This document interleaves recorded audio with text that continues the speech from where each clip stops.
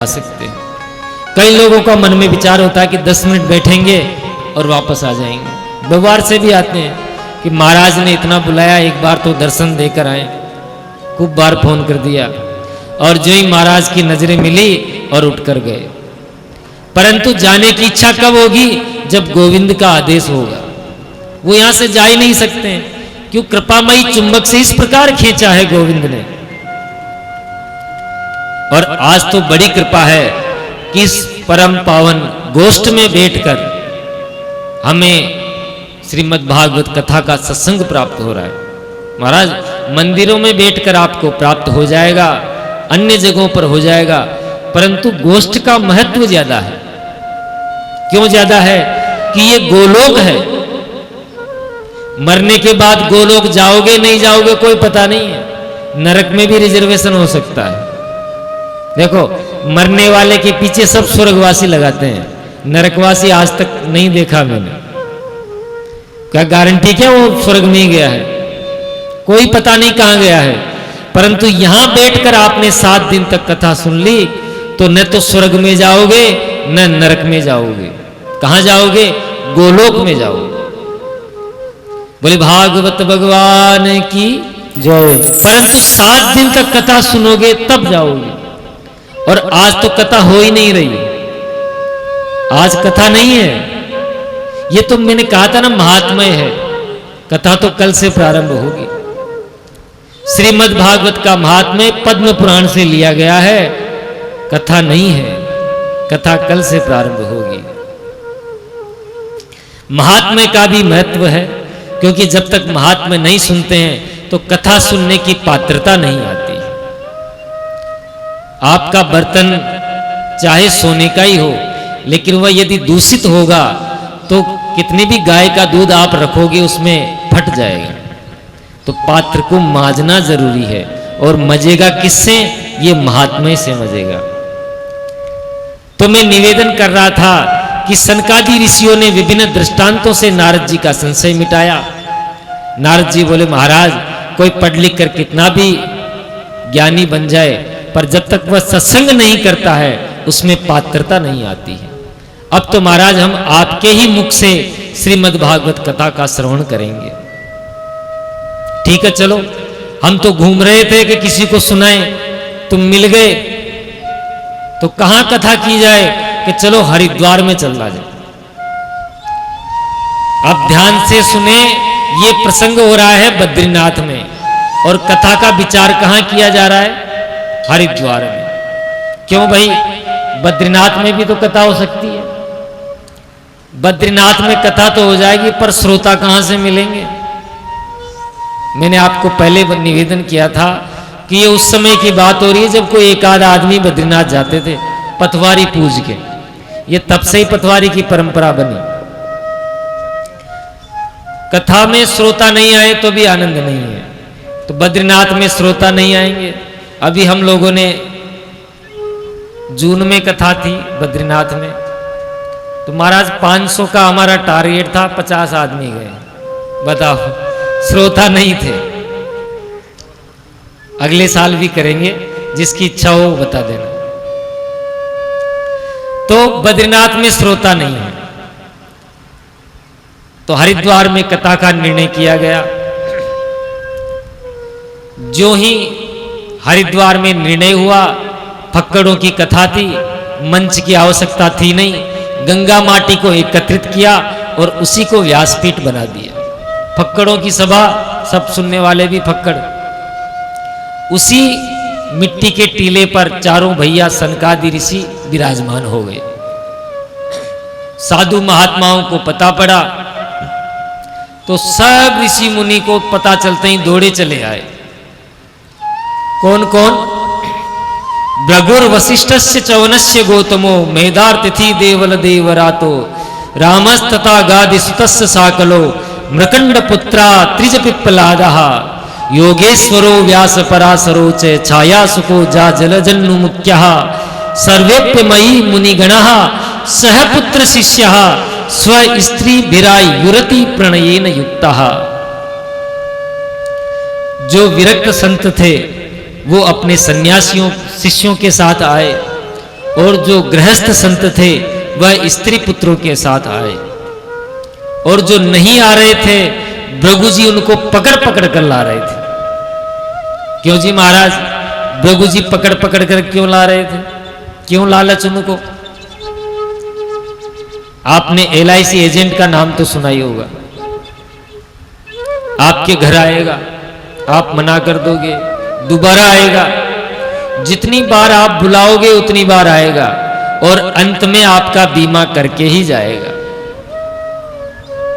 उसको इतना क्या लालच कि उसको प्रतिशत मिलता है, परसेंटेज। हालांकि वो कम होता है, परंतु जब वो खूब सारा बीमा कर देता है तो महाराज आप और हमारी तनख्वाह से ज्यादा हो जाता है। एक हमारे मित्र हैं LIC के, जब हम पूछते हैं भाई आपकी कितनी कमीशन बन जाता है, कि महाराज बहुत बन जाता है। अरे मैं बताओ तो सही, कि नहीं बहुत बन जाता है। अनेकों बार पूछने पर भी नहीं बताते कि महाराज 5 की डिजिट में आता है कमीशन। अब बताओ।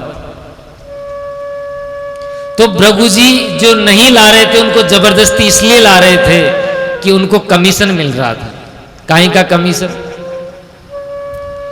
खुद चलेंगे कथा में तो 100% पुण्य हमारा। यदि एक भी व्यक्ति को ले आए तो उसका 10% पुण्य हमारा, और यदि 10 जनों को ले आए तो 100 हमारा और 200% पुण्य हो गया। अब बताओ, आप एक को लाओगे तो 10% मिलेगा, और जब 10 को लाओगे तो 100% मिलेगा।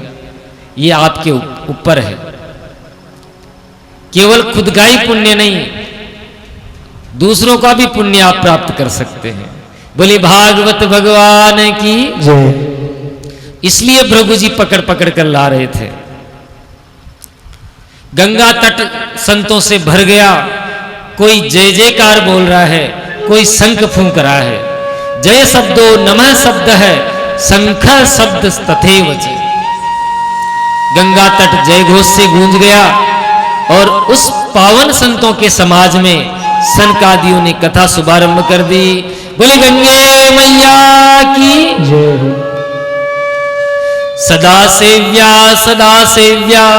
श्रीमद् भागवती कथा, यस्याः श्रवण मात्रेण हरिश्चित्तम समाश्रयेत्। सनकादि कहते हैं ऋषियों, भगवान की कथा सदा श्रवण करने योग्य है, और इसके श्रवण करने से हरिश्चित्तम समाश्रयेत्। वह टेढ़ी टांग वाला द्रवीभूत होकर चित्त में ऐसा चिपक जाएगा कि आप निकालना भी चाहोगे तो निकल नहीं पाएगा। पुरुष सूक्त से, गायत्री के जाप से जो पुण्य प्राप्त होता है वह भागवत जी के श्लोक से श्रवण करने से ही मिल जाता है। पाठ करना भी नहीं कहा, केवल तेसा श्रवण मात्रेण, केवल भागवत जी के श्लोक श्रवण करने से प्राप्त हो जाता है।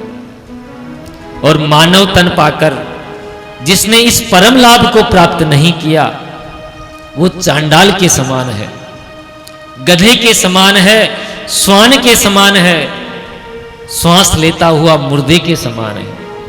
इस प्रकार न जाने कितनी गालियां सनकादियों ने दे डाली। नारद जी ने पूछा, महाराज आप गालियां क्यों दे रहे हो? सनकादि बोले, गालियां हम नहीं दे रहे। एवं वदंति दिव्य देव समाज मुख्यः, ये जो वो देव समाज है ना सामने खड़ा है, वो दे रहा है कि देखो हम अमृत का कलश लेकर गए थे, हमको नहीं दिया, और इन मनुष्यों को फ्री में मिल रहा है, बुला बुला कर ये अमृत मिल रहा है, आ जाओ साहब कथा हो रही है, तो भी नहीं आ रहे हैं। ऐसे आकाश में खड़ा पूरा देव समाज इनको गालियां दे रहा है कि इन अभागों को देखो कि भगवान के चरितामृत की पवित्र धारा बह रही है, उसमें आचमन और अवगाहन नहीं करते। हम लोग अमृत का कलश लेकर गए थे तो भगा दिया। इन्हें तो ये कथामृत सुलभ है, इसलिए इन जीवों के दुर्भाग्य पर देवता लोग गालियां दे रहे हैं। सनकादि चारों भाई भागवत की महिमा मुक्त कंठ से गा रहे हैं। उसी क्षण क्या हुआ, एक अलौकिक नाम संकीर्तन गूंज उठा। सबने देखा कि भक्ति सुतो तो तरुणो गृहीत्वा प्रेमे करूपा सहसा विरासे। भक्ति सुतो तो तरुणो गृहीत्वा प्रेमे करूपा सहसा विरासे। श्री कृष्ण गोविंद हरे मुरारे नामेति नामानि घोरवदन्ते। भक्ति महारानी अपने पुत्र ज्ञान और वैराग्य के साथ ताता थैया करके नाच उठी। सभी श्रोता समुदाय भक्ति मैया के साथ नाम संकीर्तन में झूम उठे। आइए हम भी नाम संकीर्तन के साथ जिस प्रकार भक्ति महारानी नृत्य कर रही है, हम भी भक्ति महारानियों से निवेदन करते हैं नृत्य करें। श्री कृष्ण गोविंद हरे मुरारी हे नाथ नारायण वासुदेव। श्री कृष्ण गोविंद हरे मुरारी हे नाथ नारायण वासुदेवा। श्री कृष्ण गोविंद हरे मुरारी हे नाथ नारायण वासुदेव। हे नाथ नारायण वासुदेवा। हे नाथ नारायण वासुदेवा। हे नाथ नारायण वासुदेवा। हे नाथ नारायण वासुदेवा। श्री कृष्ण गोविंद हरे मुरारी हे नाथ नारायण वासुदेवा। श्री कृष्ण गोविंद हरे मुरारी हे नाथ नारायण वासुदेवा। श्री कृष्ण गोविंद हरे मुरारी हे नाथ नारायण वासुदेवा। श्री कृष्ण गोविंद हरे मुरारी हे नाथ नारायण वासुदेवा। श्री कृष्ण गोविंद हरे मुरारी हे नाथ नारायण वासुदेवा। गोपाल मेरी यही प्रार्थना है।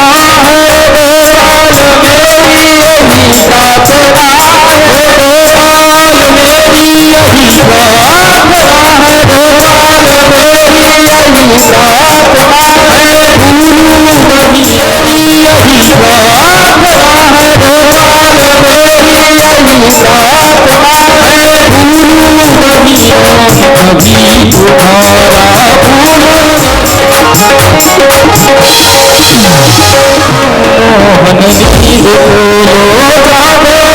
भूल मोहन नीर को जानो तो मोहन नीर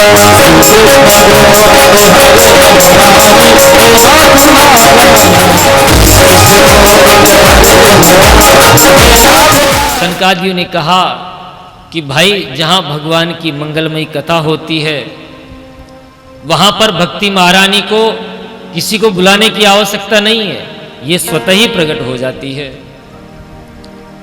भक्ति महारानी ने सनकादियों को प्रणाम किया और पूछा कि भगवान हमारे बैठने की क्या व्यवस्था है, क्योंकि प्रत्येक सभा में बैठने की तो सबकी अलग अलग व्यवस्थाएं होती है। ये इधर महिलाओं की, इधर पुरुषों की, और ये सीनियर सिटीजन जो नीचे नहीं बैठ सकते हैं, जो ऊपर बैठे हैं, वो ब्राह्मणों का स्थान है, ये संगीत वालों का स्थान है, सबकी अलग अलग व्यवस्था है। हमारी कहाँ जगह है बताओ। सनकादियों को पूछा भक्ति महारानी ने, तो सनकादि प्रसन्न होकर कहते हैं कि देवी आपको क्या स्थान बताएं। ये जितने भी वैष्णव भक्त श्रोतागण यहां बैठे हैं उनके सबके हृदय भवन में जाकर आप विराजमान हो जाइए, क्योंकि त्रिभुवन में वही धन्य है जिसके हृदय में भक्ति महारानी का निवास है। जिसके भवन में, हृदय में भक्ति का निवास है, उसको भगवान को बुलाने की जरूरत नहीं है, भगवान को खुद ही आना पड़ेगा। भगवान तो उसके पीछे पीछे भागते हैं। सकल भुवन मध्य निर्धनास्ते धन्या निवसति हृदय तेषां श्री हरेर भक्ति रखते हैं। हरिरपि निज लोकम सर्वथा तो विहाय प्रविशति हृदय तेषां भक्ति सूत्रोपनब्ध है। त्रिभुवन में वही जीव धन्य है जिसके हृदय में भक्ति महारानी विराजमान है। क्योंकि देखो, भक्ति को जैसे ही भगवान देखते हैं तो अपना बैकुंठ छोड़कर भक्त के हृदय में निवास करने लग जाते हैं, और राजी राजी नहीं आते, जबरदस्ती आ जाते हैं। और यदि एक बार सरकार घुस गए तो भक्त कितनी भी निकालने की कोशिश करे पर निकलते नहीं है। जाति से चरमकार रैदास जी महाराज, जिन्होंने जिंदगी भर जूती गांठने का कार्य किया मृत्यु तक,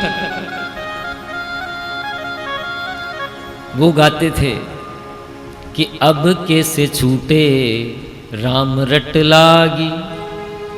वो राम जी को बुलाते नहीं थे कि ये जो राम जी की रट लगी हुई है छूटेगी कैसे। जूती गाड़ते गाड़ते भी राम राम करता रहता हूं, और चाहते नहीं है राम राम करना, मुख से नहीं करते हैं, वो श्वास श्वास से, रोम रोम से राम का रंकार निकलता रहता है। भगवान यदि बिहारी जी एक बार घुस गए फिर निकलेंगे नहीं। एक समय एक गोपी, भैया इसको थोड़ा सा सही करो ना, गला बैठ रहा है, कुछ ना वहीं से कर दो, हो जाए तो। एक गोपी जमुना जी के तीर पर ध्यान मुद्रा में बैठी। नारद जी को बड़ा आश्चर्य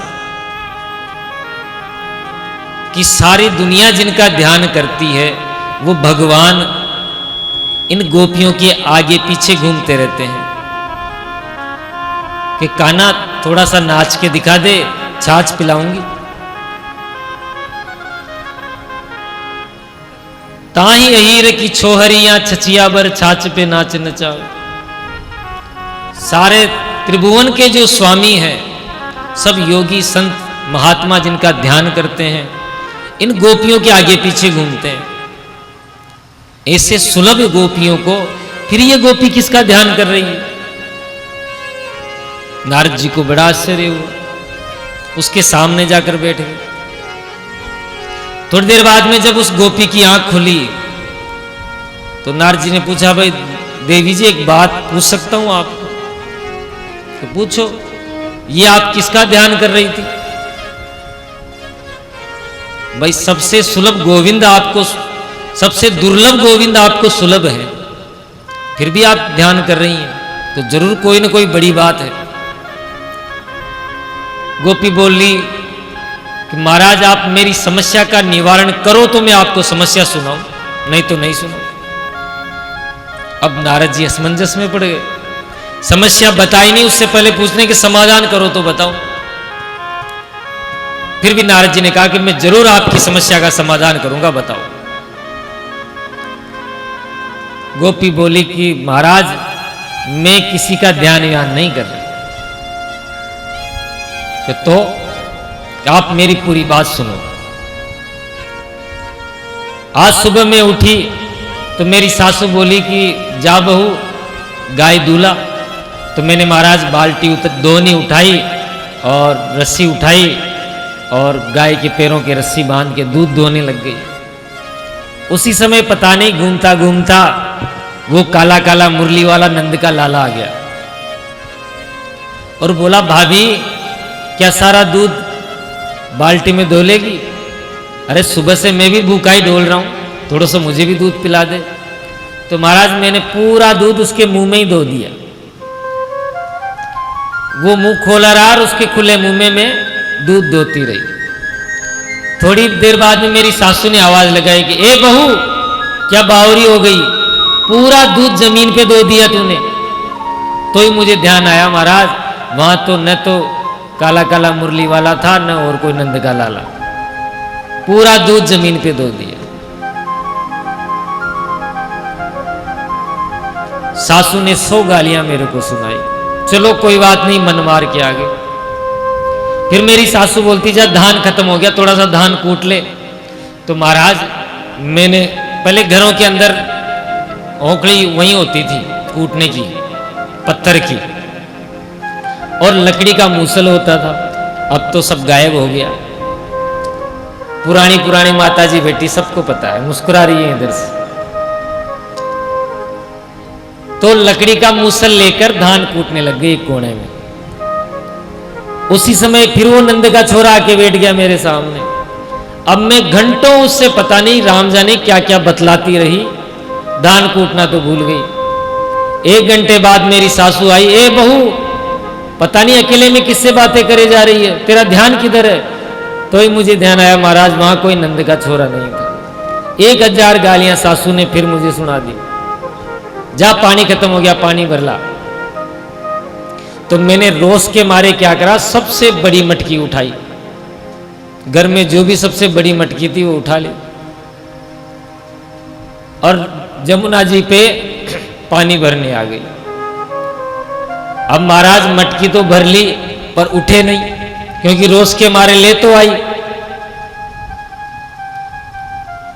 उसी समय फिर नंद का छोरा आ गया कि भाभी ये मटकी में ऊंचा दूं तेरे को? अरे लाला बहुत टाइम से आ गया, थोड़ा हाथ तो लगा दे। जो ही उसने एक तरफ तो मैंने पकड़ा मटकी, दूसरी तरफ नंद के छोरे ने वहां कोई हो तो पकड़े, धम से मटकी नीचे गिर गई। अब वो गोपी कहती, नारद जी वो तो मटकी टूटी हुई पड़ी, अब घर जाऊंगी तो पता नहीं सास क्या करेगी। जब भी मैं काम करने बैठती हूं तो वो चित्त में वो चित्तचोर आकर चिपक जाता है, कुछ भी काम नहीं करने देता। अब आप तो मेरे को ये बताओ वो चित्त से निकले कैसे, ताकि मैं घर के काम करने लायक रहूं। अब नारद जी माथा पकड़ के बैठ गए। बड़े बड़े योगिंद्र मुनिंद्र इसलिए बैठते हैं कि वो ध्यान में आता नहीं है। महाराज घर छोड़ दिया, संसार छोड़ दिया, बाबा जी बन गए, खूब ध्यान करने की कोशिश करते हैं, परंतु उसकी पदनक चंद्रिका भी नहीं आती है ध्यान में। छोड़ो उसको, ध्यान दे। वही बात है, ध्यान में संसार ही आएगा, गोविंद नहीं आएगा। और गोपी प्रयास क्या कर रही है कि ये चित्त से निकल रहा नहीं है। उल्टा योग कैसे बताए नारद जी?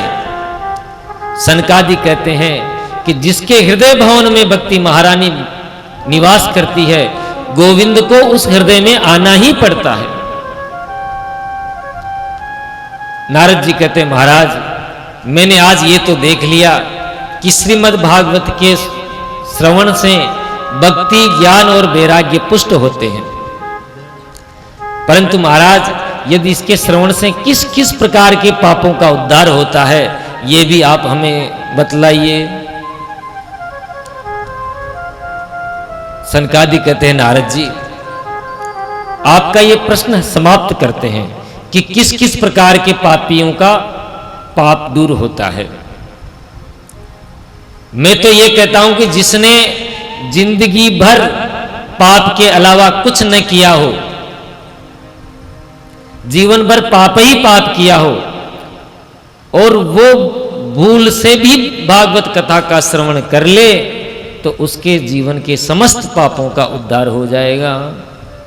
ये मानवा पाप कृतस्तु सर्वदा, सदा दुराचार रता विमार्गगा, क्रोधाग्निदग्धा कुटिलाश्च कामिनः, सप्ताह यज्ञेन कलो पुनन्ति ते। देखिए इधर ध्यान दीजिए, भागवत से सब तरह का पापों का उद्धार होता है, तो ऐसे पापियों का भी उद्धार होगा, आप निश्चिंत रहिए। ये लोग यहां कथा में आए हैं तो गोविंद की कृपा से ही आए हैं, नहीं सद्बुद्धि वाले नहीं आते, दुर्बुद्धि वाले आ गए, ये तो बड़ी बात है। बोले भागवत भगवान की। तो सनकादि कहते, नारद जी आपका प्रश्न ही समाप्त कर देता हूं कि पापी भी तरते हैं। अरे कैसे कैसे पापी तरते हैं? जिसने जीवन भर पाप ही पाप किया हो, उसने भूल से भी यदि भागवत कथा श्रवण कर ली, समय की कमी है इसलिए थोड़ा सा आज ज्यादा हो गया,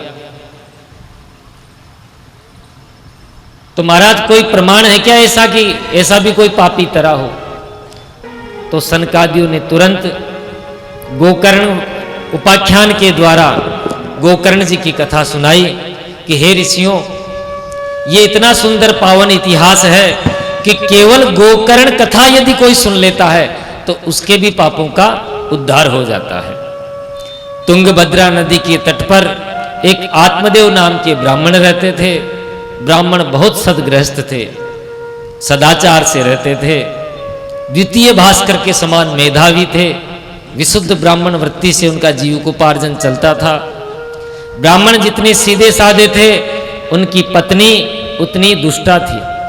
जब तक 2-4 घरों के अंदर महाभारत नहीं हो जाती तो उसका भोजन हजम नहीं होता। भयंकर झगड़ालू। तो महाराज पंडित जी इतने सीधे साधे कि उस ब्राह्मणी के साथ भी अपना जीवन निर्वाह कर रहे थे। पंडित जी सब तरह से प्रसन्न थे, बस एक ही कमी थी कि उनके घर में कोई संतान नहीं थी। एक दिन पंडित जी इतने दुखी हुए कि जंगल में चले गए आत्महत्या करने के लिए। लोगों के ताने सहते सहते उनके मन में विचार आ गया कि ऐसे जीवन से तो मरना ही अच्छा है। मरने के लिए जा रहे थे, एक वृक्ष के किनारे नीचे बैठ गए छाया में, दुखी होकर सर पकड़कर बैठे थे। उसी समय कोई महात्मा का आगमन हुआ। महात्मा ने देखा कि ये पंडित जी हैं, जरूर भगवान को पाने के लिए जंगल में आए हैं, चलकर इनका मार्गदर्शन करना चाहिए। तो महाराज महात्मा गए पंडित जी के पास।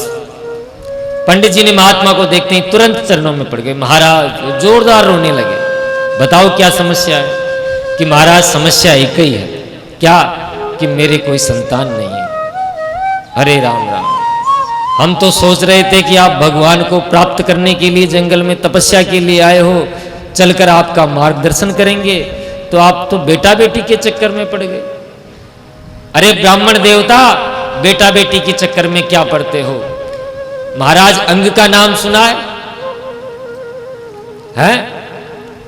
अरे उनके एक ऐसा पुत्र हुआ तो समस्त कुल का नाश कर दिया। बेन,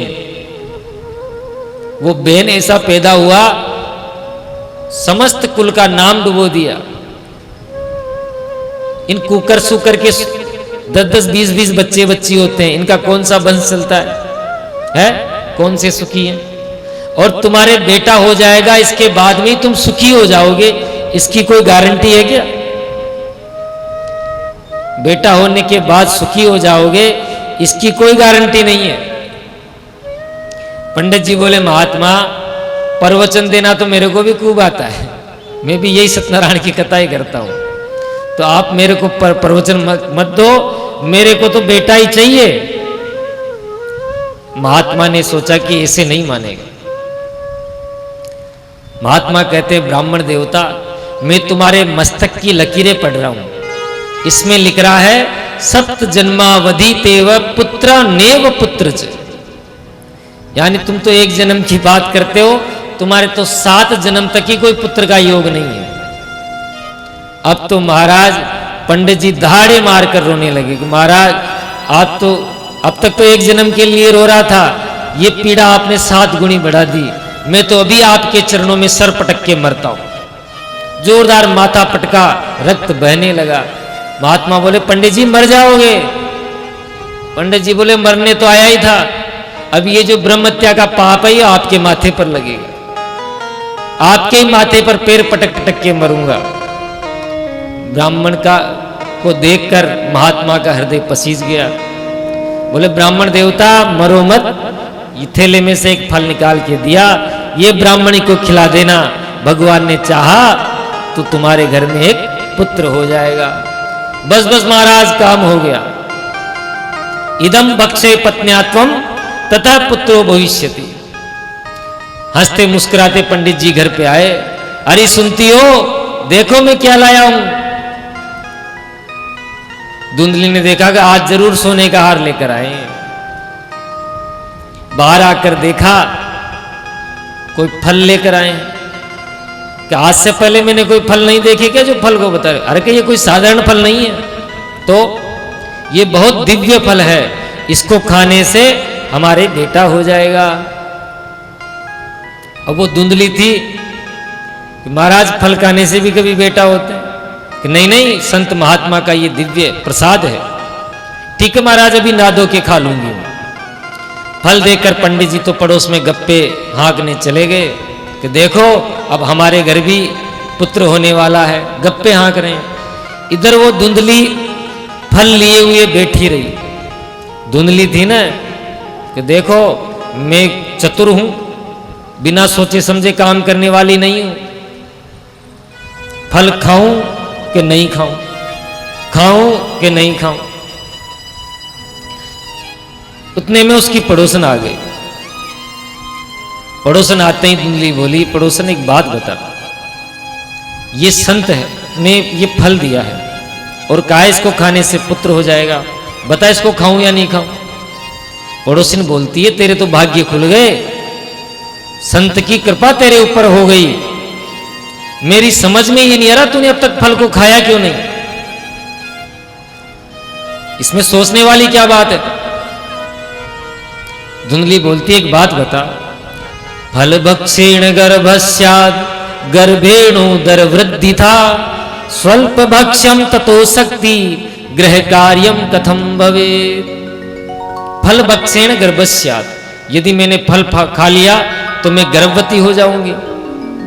गर्भेणोदर वृद्धि था, मेरा उदर पेट बढ़ जाएगा, तो मैं जो भी खाना खाऊंगी ना तो आधा तो मेरा बालक ही खा जाएगा, तो मैं तो भूखी रह जाऊंगी, कमजोर हो जाऊंगी। कमजोर हो गई तो फिर घर का काम कैसे करूंगी। पड़ोसिन बोली ये कोई ज्यादा समस्या की बात नहीं है। जब घर में बालक का जन्म होता है तो ननद को बुलाया जाता है बधाई के लिए, तो तू 5 महीने पहले बुला लेना और बधाई के नाम पर घर का खूब काम करवाना, और बधाई में तो तेरे को कुछ देना है। धुंधली बोली तू मेरी ननद को नहीं जानती, महा चोटी है, 5 महीने में तो पूरे घर को ही साफ कर जाएगी। पड़ोसिन बोली तो ये भी कोई समस्या नहीं है, कोई नौकर रख लेना कि हाँ ये बात ठीक है। पर एक बात बता, मैंने सुना है कि गर्भवती स्त्री जो है वो ज्यादा तेज दौड़ नहीं सकती। पड़ोसिन बोली तो तेरे को कहां दौड़ना है? आराम करना घर पे ही। नहीं एक बात बताओ, यदि गांव में आग लग गई, घरों में आग लग गई, तो सब दौड़ दौड़ कर भाग जाएंगे, जान बचा लेंगे, और मैं तो दौड़ ही नहीं पाऊंगी। फिर पड़ोसिन बोली तेरा तो माथा खराब हो गया, तेरे को खाना है तो खा, नहीं खाना है तो मत खा। ये कहकर पड़ोसन तो चली गई, पर धुंधली ने फल नहीं खाया, वो लिए बैठी रही। उतनी देर में उसकी बहन आ गई।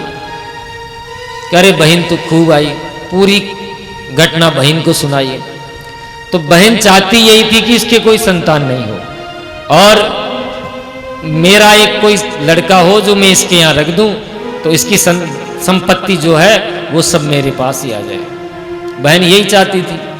बहन बोली धुंधली फल खाने से भी कभी बच्चा बच्ची होते हैं क्या? ये सब गपाष्टक है, कोरी कल्पना है। देख तेरे घर के पीछे गाय बंधी हुई है, उसके भी आज तक कोई संतान नहीं हुई, तो इस फल का परीक्षण हो जाएगा।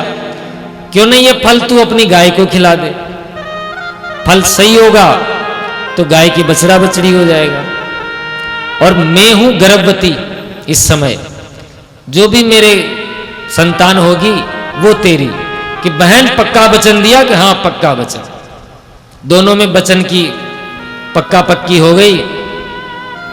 और उधर पंडित जी सीधे साधे कि महाराज मुझे बहुत लाभ मिल रहा है। समय आने पर रात्रि के समय धुंधली की बहन ने जो बच्चे को जन्म दिया वो धुंधली को लाकर संभला दिया। प्रातःकाल पंडित जी को बताया कि देखो महाराज बालक का जन्म हुआ है। पंडित जी ने पूरे गांव में मिठाई बांटी। उसके ठीक 3 महीने बाद में जिस गाय को वो फल खिलाया था उसके भी बालक का जन्म हुआ। अब मिठाई गांव वाले लेकर आ रहे हैं कि पंडित जी बधाई हो, कहा तो एक ही बालक नहीं था और अब देखो गाय ने भी मानव पुत्र को जन्म दिया है। बोले भागवत भगवान की जय। दोनों बालक धीरे धीरे बड़े होने लगे तो दोनों का नामकरण किया गया।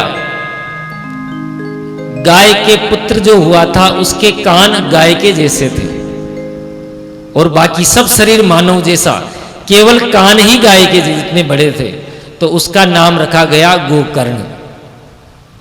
और अब बारी आई पंडित जी के पुत्र की, तो धुंधली खड़ी हो गई। महाराज 9 महीना कष्ट मैंने झेले तो नाम भी मैं ही रखूंगी। कि ठीक है देवी तुम ही रख लो कि मेरा नाम धुंधली तो मेरे पुत्र का नाम धुंधकारी होना चाहिए। ठीक है देवी जैसी थारी मर्जी। दोनों पुत्र धीरे धीरे बड़े होने लगे।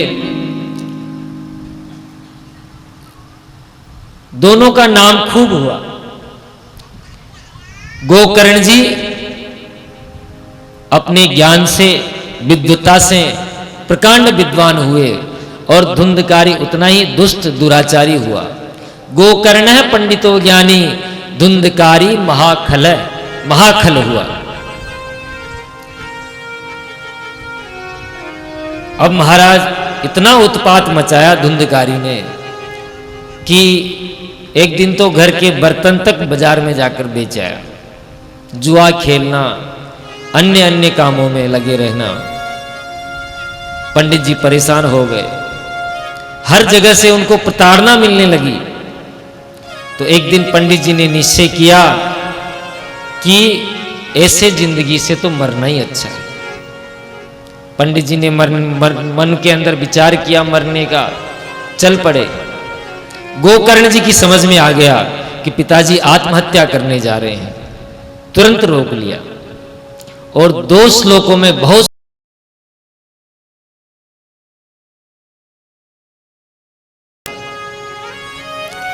गोकर्ण जी कहते हैं पिताजी न चेन्द्रस्य सुखम किंचिद सुखम चक्रवर्तिन सुखमस्ति विरक्तस्य मुनेरेकांत जीविनः।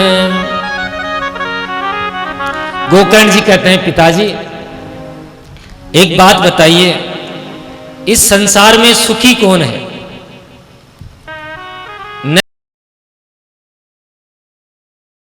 देवताओं का राजा इंद्र है ना, वो भी सुखी नहीं है। उसको भी डर लगा रहता है कि कोई ज्यादा तपस्या कर लेगा तो अपना आसन छिन जाएगा। सुखी केवल एक व्यक्ति है, वो है विरक्त, जो संसार को छोड़कर केवल भगवान नाम का आश्रय ले।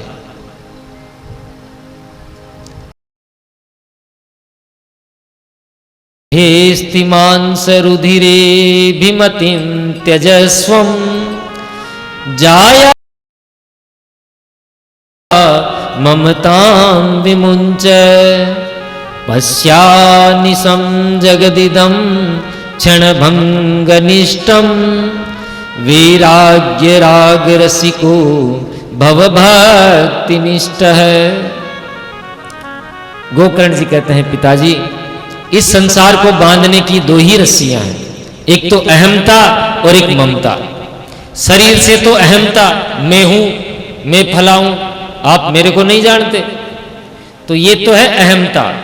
और इस शरीर से संबंध जो हमारे बने हुए हैं, माता पिता भाई बंधु स्त्री पुत्र, ये है ममता।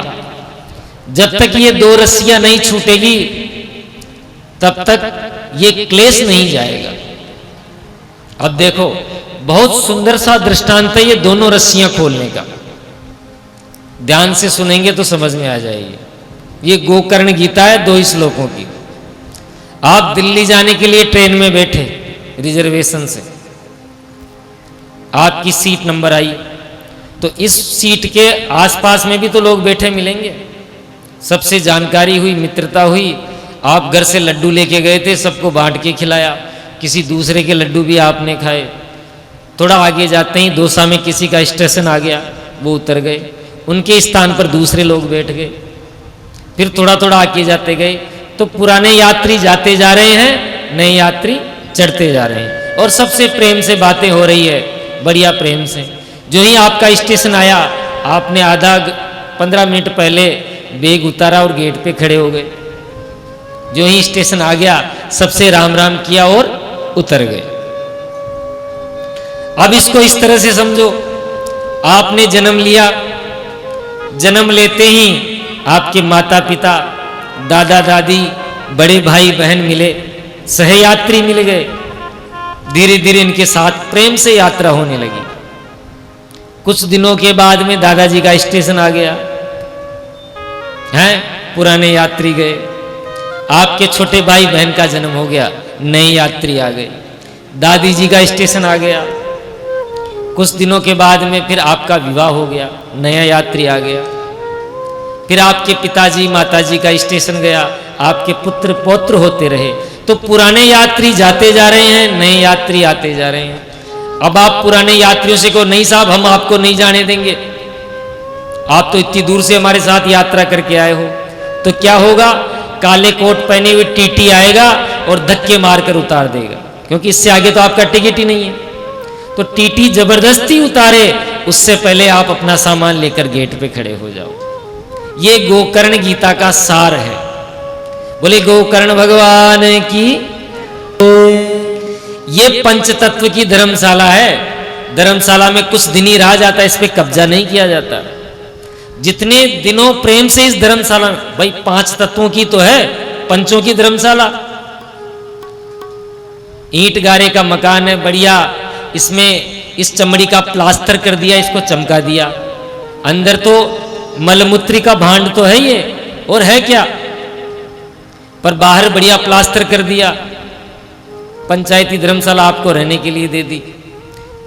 अब इसको बढ़िया साफ सफाई में रखो।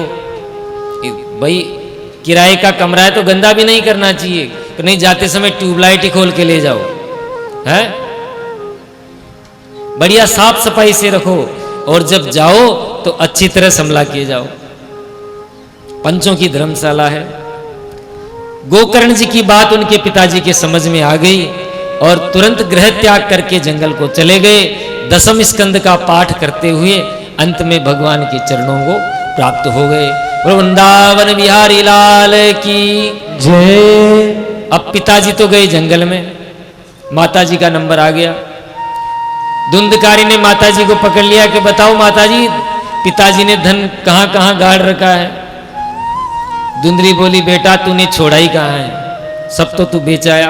कि नहीं, पैसे लेके आओ, नहीं तो तुमको मारूंगा, जलती हुई लकड़ी से मारूंगा। अब धुंधली इतनी घबराई कि रात को उठी और एक अंधे कुएं में जाकर मर गई। जय सिया राम। पिताजी गए वन को, माताजी कुएं में गिर गई। अब बचे गोकर्ण जी। गोकर्ण जी ने देखा कि भाई अब अपना नंबर आएगा, तो पहले तीर्थ यात्रा को निकल गए। भैया मेरे को तो तीर्थ यात्रा में जाना है, ठीक है जाओ। घर पूरा खाली हो गया। धुंधकारी ने 5 वेश्याओं को बाजार से ले आया और खूब धन लूट के लाता, उन गणिकाओं को खिलाता। एक दिन वहां के राजा को लूट के लाया और बहुत सारा धन लेकर आया। उन वेश्याओं ने सोचा कि अपने लिए धन पर्याप्त हो गया, किसी न किसी दिन ये पकड़ में आएगा, और जिस दिन पकड़ में आएगा उस दिन अपना भी नाम लेगा। बहन आज धन बढ़िया हो गया, तो क्या किया जाए, तो खाट पे सोते हुए धुंधकारी का गला घोंट दिया। जब वो चिल्लाने लगा तो जलते हुए अंगारे उसके मुंह में ठूंस दिए और वहीं खड्डा खोदकर गाड़ दिया। सब धन लेकर वेश्याएं चली गई। गोकर्ण जी गया जी में थे। गांव वालों के द्वारा पता लगा तो वहीं पर गया जी में ही धुंधकारी का श्राद्ध किया, तर्पण किया, और घूमते घूमते नगर को आए। जब अपने घर में घुसे तो जाले वगैरह लगे हुए थे, साफ करके रात्रि में वहीं एक कोने में बैठ गए। मध्य रात्रि के समय गोकर्ण जी ने देखा कि एक भेड़ का बच्चा पता नहीं कहां से निकल कर आ गया। धीरे धीरे वह ऊंट बन गया, फिर गधा बन गया, और फिर आखिरी में एक आदमी बन गया। और खूब जोरदार रोने लगा। कुछ कहे नहीं, बस रोए। पहले तो गोकर्ण जी घबराई जाते हैं, लेकिन कुछ संभल के बैठे, अपने कमंडल में से जल लिया, अभिमंत्रित किया और जल के छींटे उस प्रेत पर डाले। समझ गए गोकर्ण जी कि ये प्रेत है। अभिमंत्रित जल पड़ते ही उस प्रेत की वाणी आ गई। गोकर्ण जी ने पूछा, भाई तुम कौन हो और यहां इतनी मध्य रात्रि को यहां क्या कर रहे हो? प्रेत बोला कि मैं तुम्हारा ही भाई धुंधकारी हूं और अपने कर्मों के कारण भयंकर प्रेत योनि में पड़ा हुआ हूं। हे भैया, अब आप ही मेरा उद्धार करो। गोकर्ण जी ने कहा कि तेरा उद्धार तो हो जाना चाहिए, तू प्रेत योनि में कैसे गया? मैंने तेरे लिए गया जी में श्राद्ध तर्पण पिंडदान किया है, तो क्या गया जी का महत्व खत्म हो गया? गया जी का कोई महत्व नहीं है। हमारे गुरुदेव कहते हैं कि गया का महत्व है, क्योंकि जो भी आप कर्म करोगे ससंकल्प करोगे। नाम और गोत्र का नाम उच्चारण होता है, ओम विष्णुर विष्णुर विष्णुर है, फला गोत्र उत्पन्नो हम, फला दासो हम। तो जब गोकर्ण जी ने पिंडदान श्राद्ध तर्पण किया तो अपना गोत्र बोला, फिर भाई का नाम बोला, परंतु धुंधकारी उसी गोत्र का तो नहीं था, आत्मदेव का पुत्र नहीं था, तो दत्तक पुत्र भी नहीं था, गोद लिया हुआ भी नहीं था। वो तो एक तरह से नाजायज था, कुल गोत्र का कोई पता नहीं, बहन का था या नहीं था ये भी पता नहीं। इसलिए आप चाहे सोने के अक्षरों में चिट्ठी लिख दो, बहुत बढ़िया, परंतु ऊपर नाम पता ही गलत लिखोगे तो वो चिट्ठी कहाँ जाएगी? वो पोस्ट ऑफिस में ही भटकती रहेगी। तो आज गोकर्ण जी ने पिंडदान तर्पण तो कर दिया, पर उस चिट्ठी पे नाम पता नहीं था। तो गया की महिमा अपनी जगह है और धुंधकारी का उद्धार अपनी जगह है। कई लोगों के मन में संशय आ जाता है कि महाराज जब गया जी में पिंडदान करा दिया फिर उद्धार क्यों नहीं हुआ? देखो, एक बात निश्चित है, आप सब लोग श्रीमद् भागवत सत्संग में बैठे हैं, अपने मन का कोई भी प्रश्न होगा आपको स्वतः ही उसका उत्तर भागवत के माध्यम से मिल जाएगा। ये हमने निजी अनुभव से आपको कह रहे हैं। तो गोकर्ण जी को लगा कि भैया अभी तो आप जाइए, हम आपको प्रातःकाल कुछ निर्णय करके बताएंगे। वो प्रेत अदृश्य हो गया। सुबह गोकर्ण जी ने विद्वानों को बुलाया, परंतु कोई निर्णय नहीं निकला। अंत में अपने गुरुदेव श्री सूर्य भगवान का आवाहन किया और सूर्य भगवान ने आकाशवाणी करी कि श्रीमद् भागवतान मुक्ति ही सप्ताह वाचनम कुरु। गोकर्ण जी, सप्ताह विधि का वाचन करो, इसी से धुंधकारी का उद्धार होगा। सुनते ही गोकर्ण जी गदगद हो गए। तो गोकर्ण जी ने आषाढ़ मास में भव्य कथा का आयोजन किया। लोगों को पता चला, खूब लोग आए। उसी कथा में 7 गांठ के बांस में वह प्रेत के रूप में, वायु रूप में धुंधकारी विराजमान हो गया। नित्य कथा सुनता, एक दिन की कथा में एक दिन की ग्रंथि चटकती, दूसरे दिन की कथा में दूसरे दिन की, ऐसे करके 7 दिन में 7 ग्रंथियां चटकी और अंत के अंदर एक दिव्य पुरुष, महापुरुष के रूप में धुंधकारी प्रकट हो गया। बोले भागवत भगवान की जय। दिव्य रूप धरो जातस तुलसी दाम मंडित है, पीतवासा घनश्यामो मुकुटी कुंडल लान्वित है। कुंडल पहने हुए, पीतांबर धारण करे हुए वह धुंधकारी प्रकट हो गया। गोकर्ण जी ने पूछा, भाई आप कौन? आपका परिचय को क्या है बताओ? वो बोला, भाई मैं तुम्हारा ही भाई हूं धुंधकारी, और आज तुम्हारी भागवत कथा के माध्यम से मुझे देखो ये भगवान के पार्षद लेने के लिए आए हैं। भैया अब मैं इन भगवान के पार्षदों के साथ जा रहा हूं। यूं कहकर धुंधकारी पार्षदों के विमान के अंदर बैठ गया। जो ही पार्षद जाने को उद्यत हुए तो गोकर्ण जी ने रोका, भाई रुको, एक बात बताओ, कथा इतने लोगों ने सुनी और विमान एक ही क्यों आया?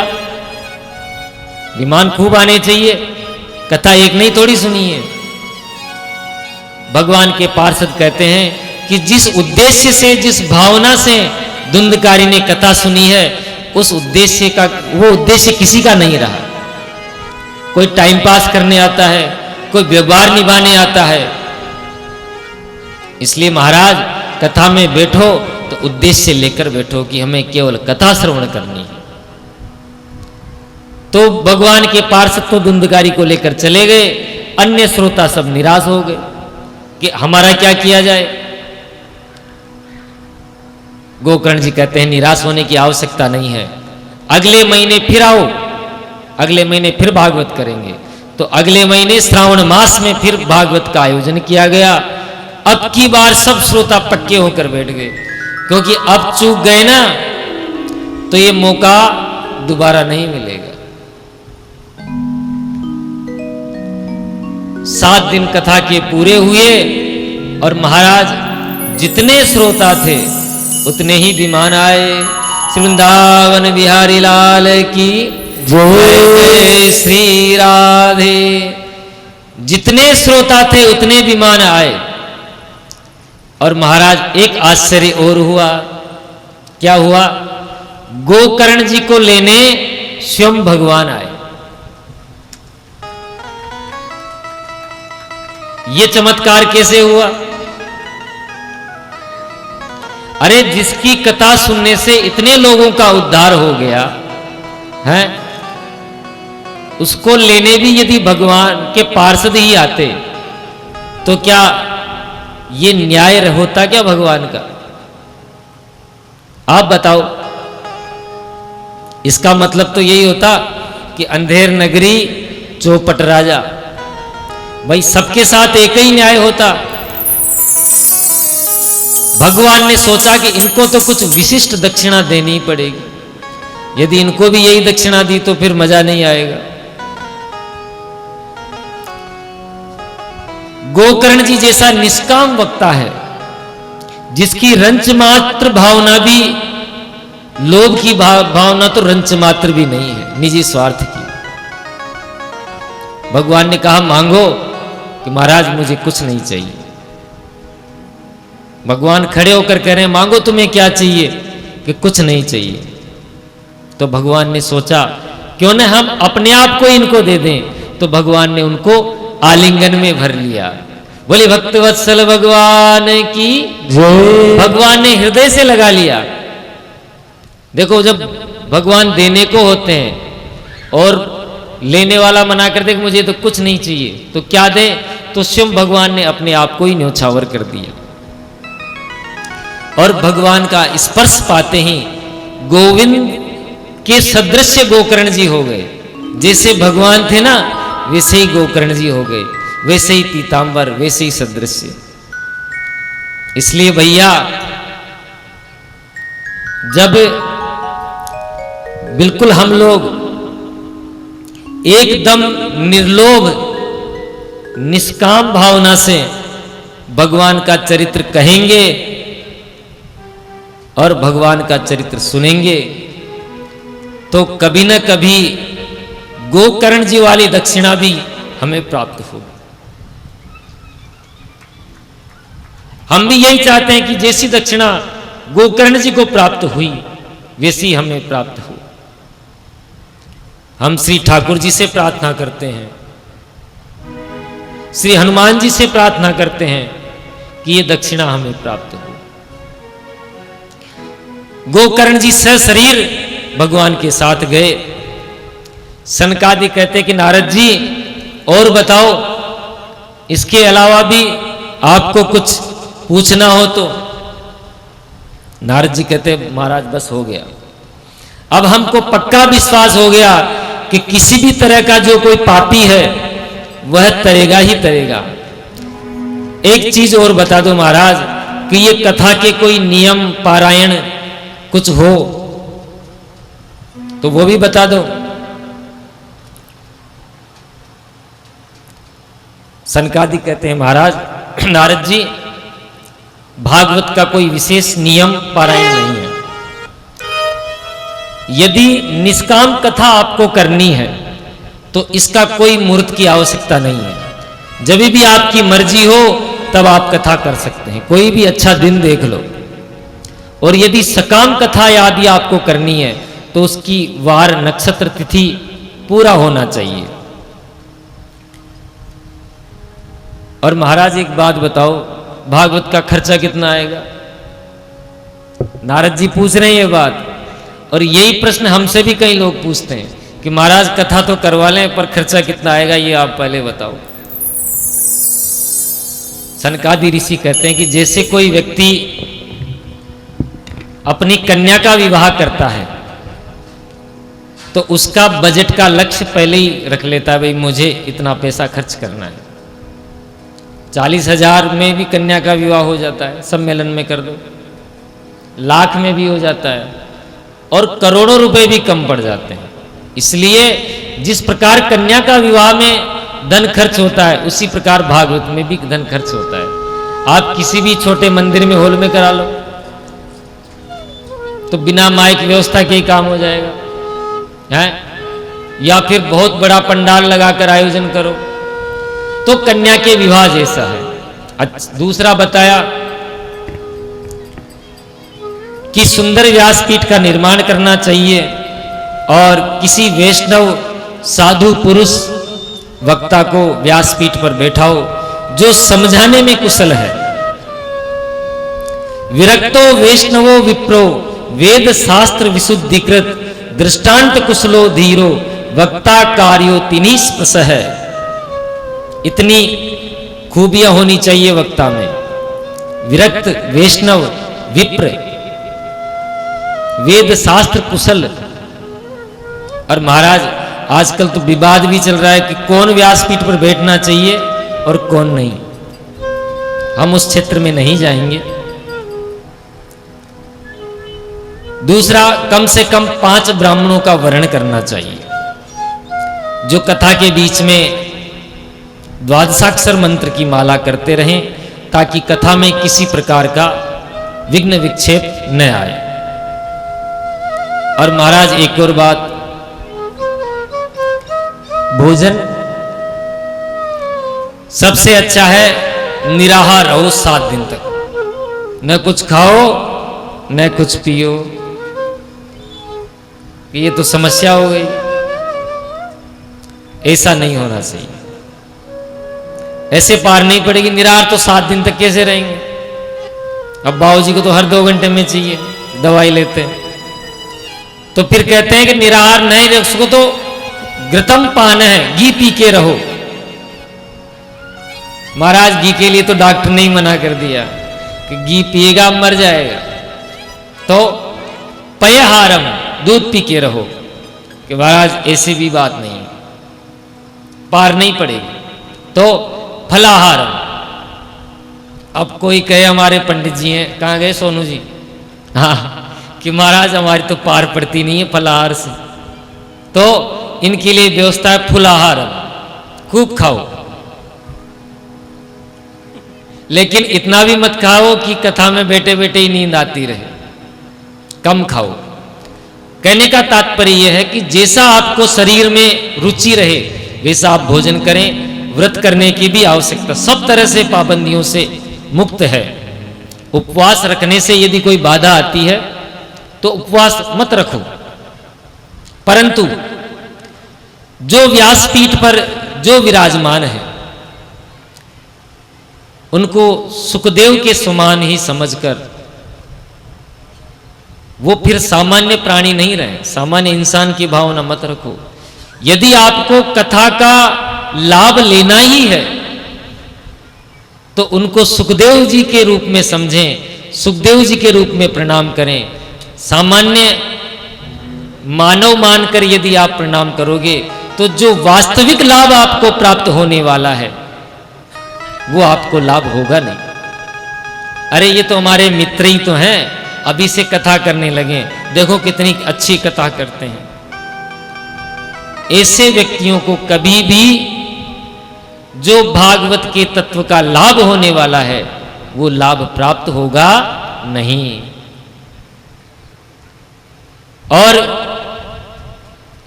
कई संत महात्मा तो ये कहते हैं कि जो व्यासपीठ पर विराजमान हो जाते हैं वो स्वयं नारायण सदृश ही हो जाते हैं।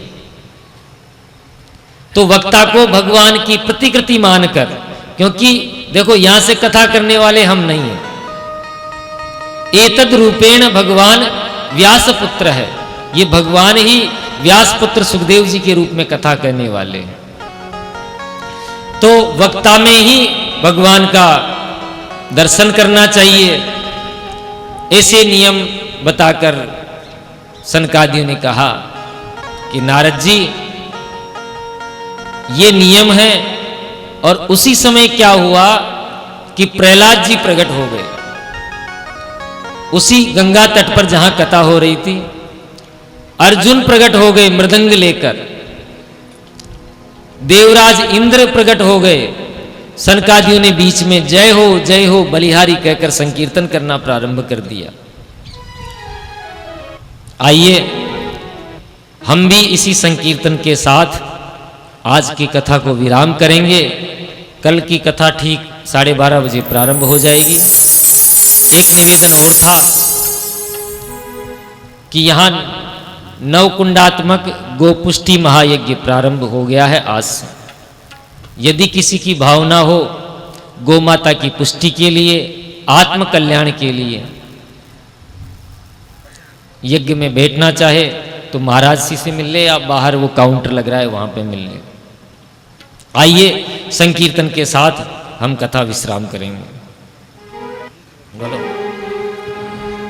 ओ मुरली वाले ने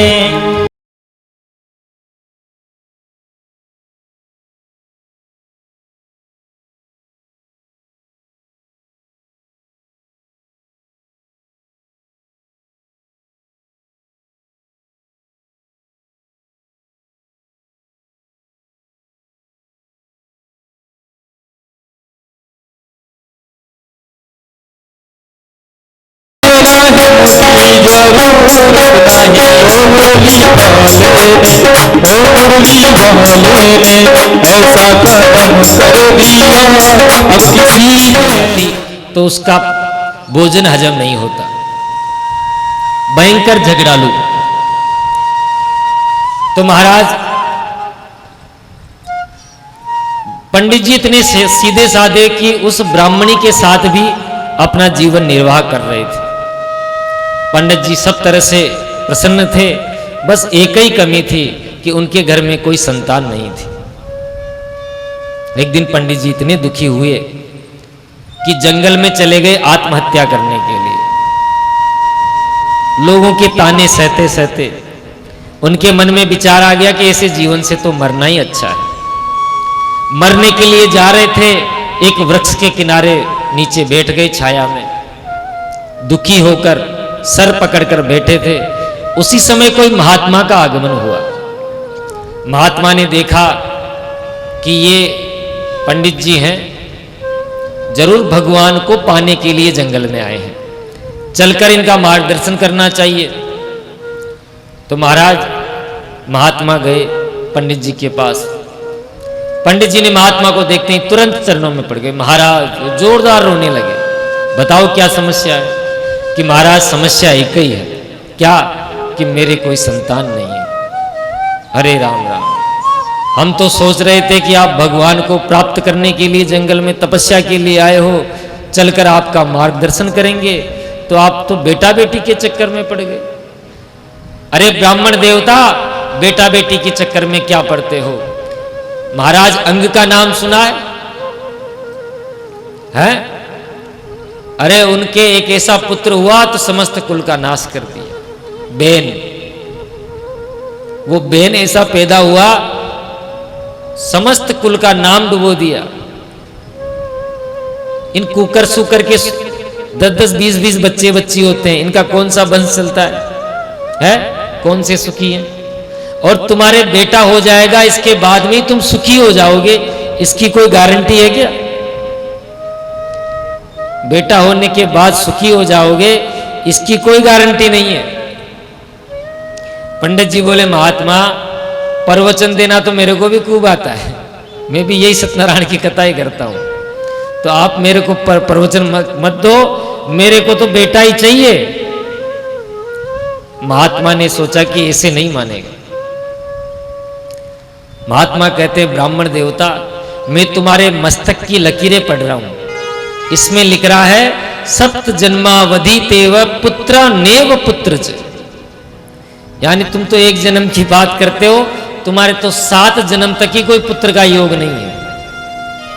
अब तो महाराज पंडित जी दहाड़े मारकर रोने लगे कि महाराज आप तो अब तक तो एक जन्म के लिए रो रहा था, ये पीड़ा आपने 7 गुनी बढ़ा दी, मैं तो अभी आपके चरणों में सर पटक के मरता हूं। जोरदार माथा पटका, रक्त बहने लगा।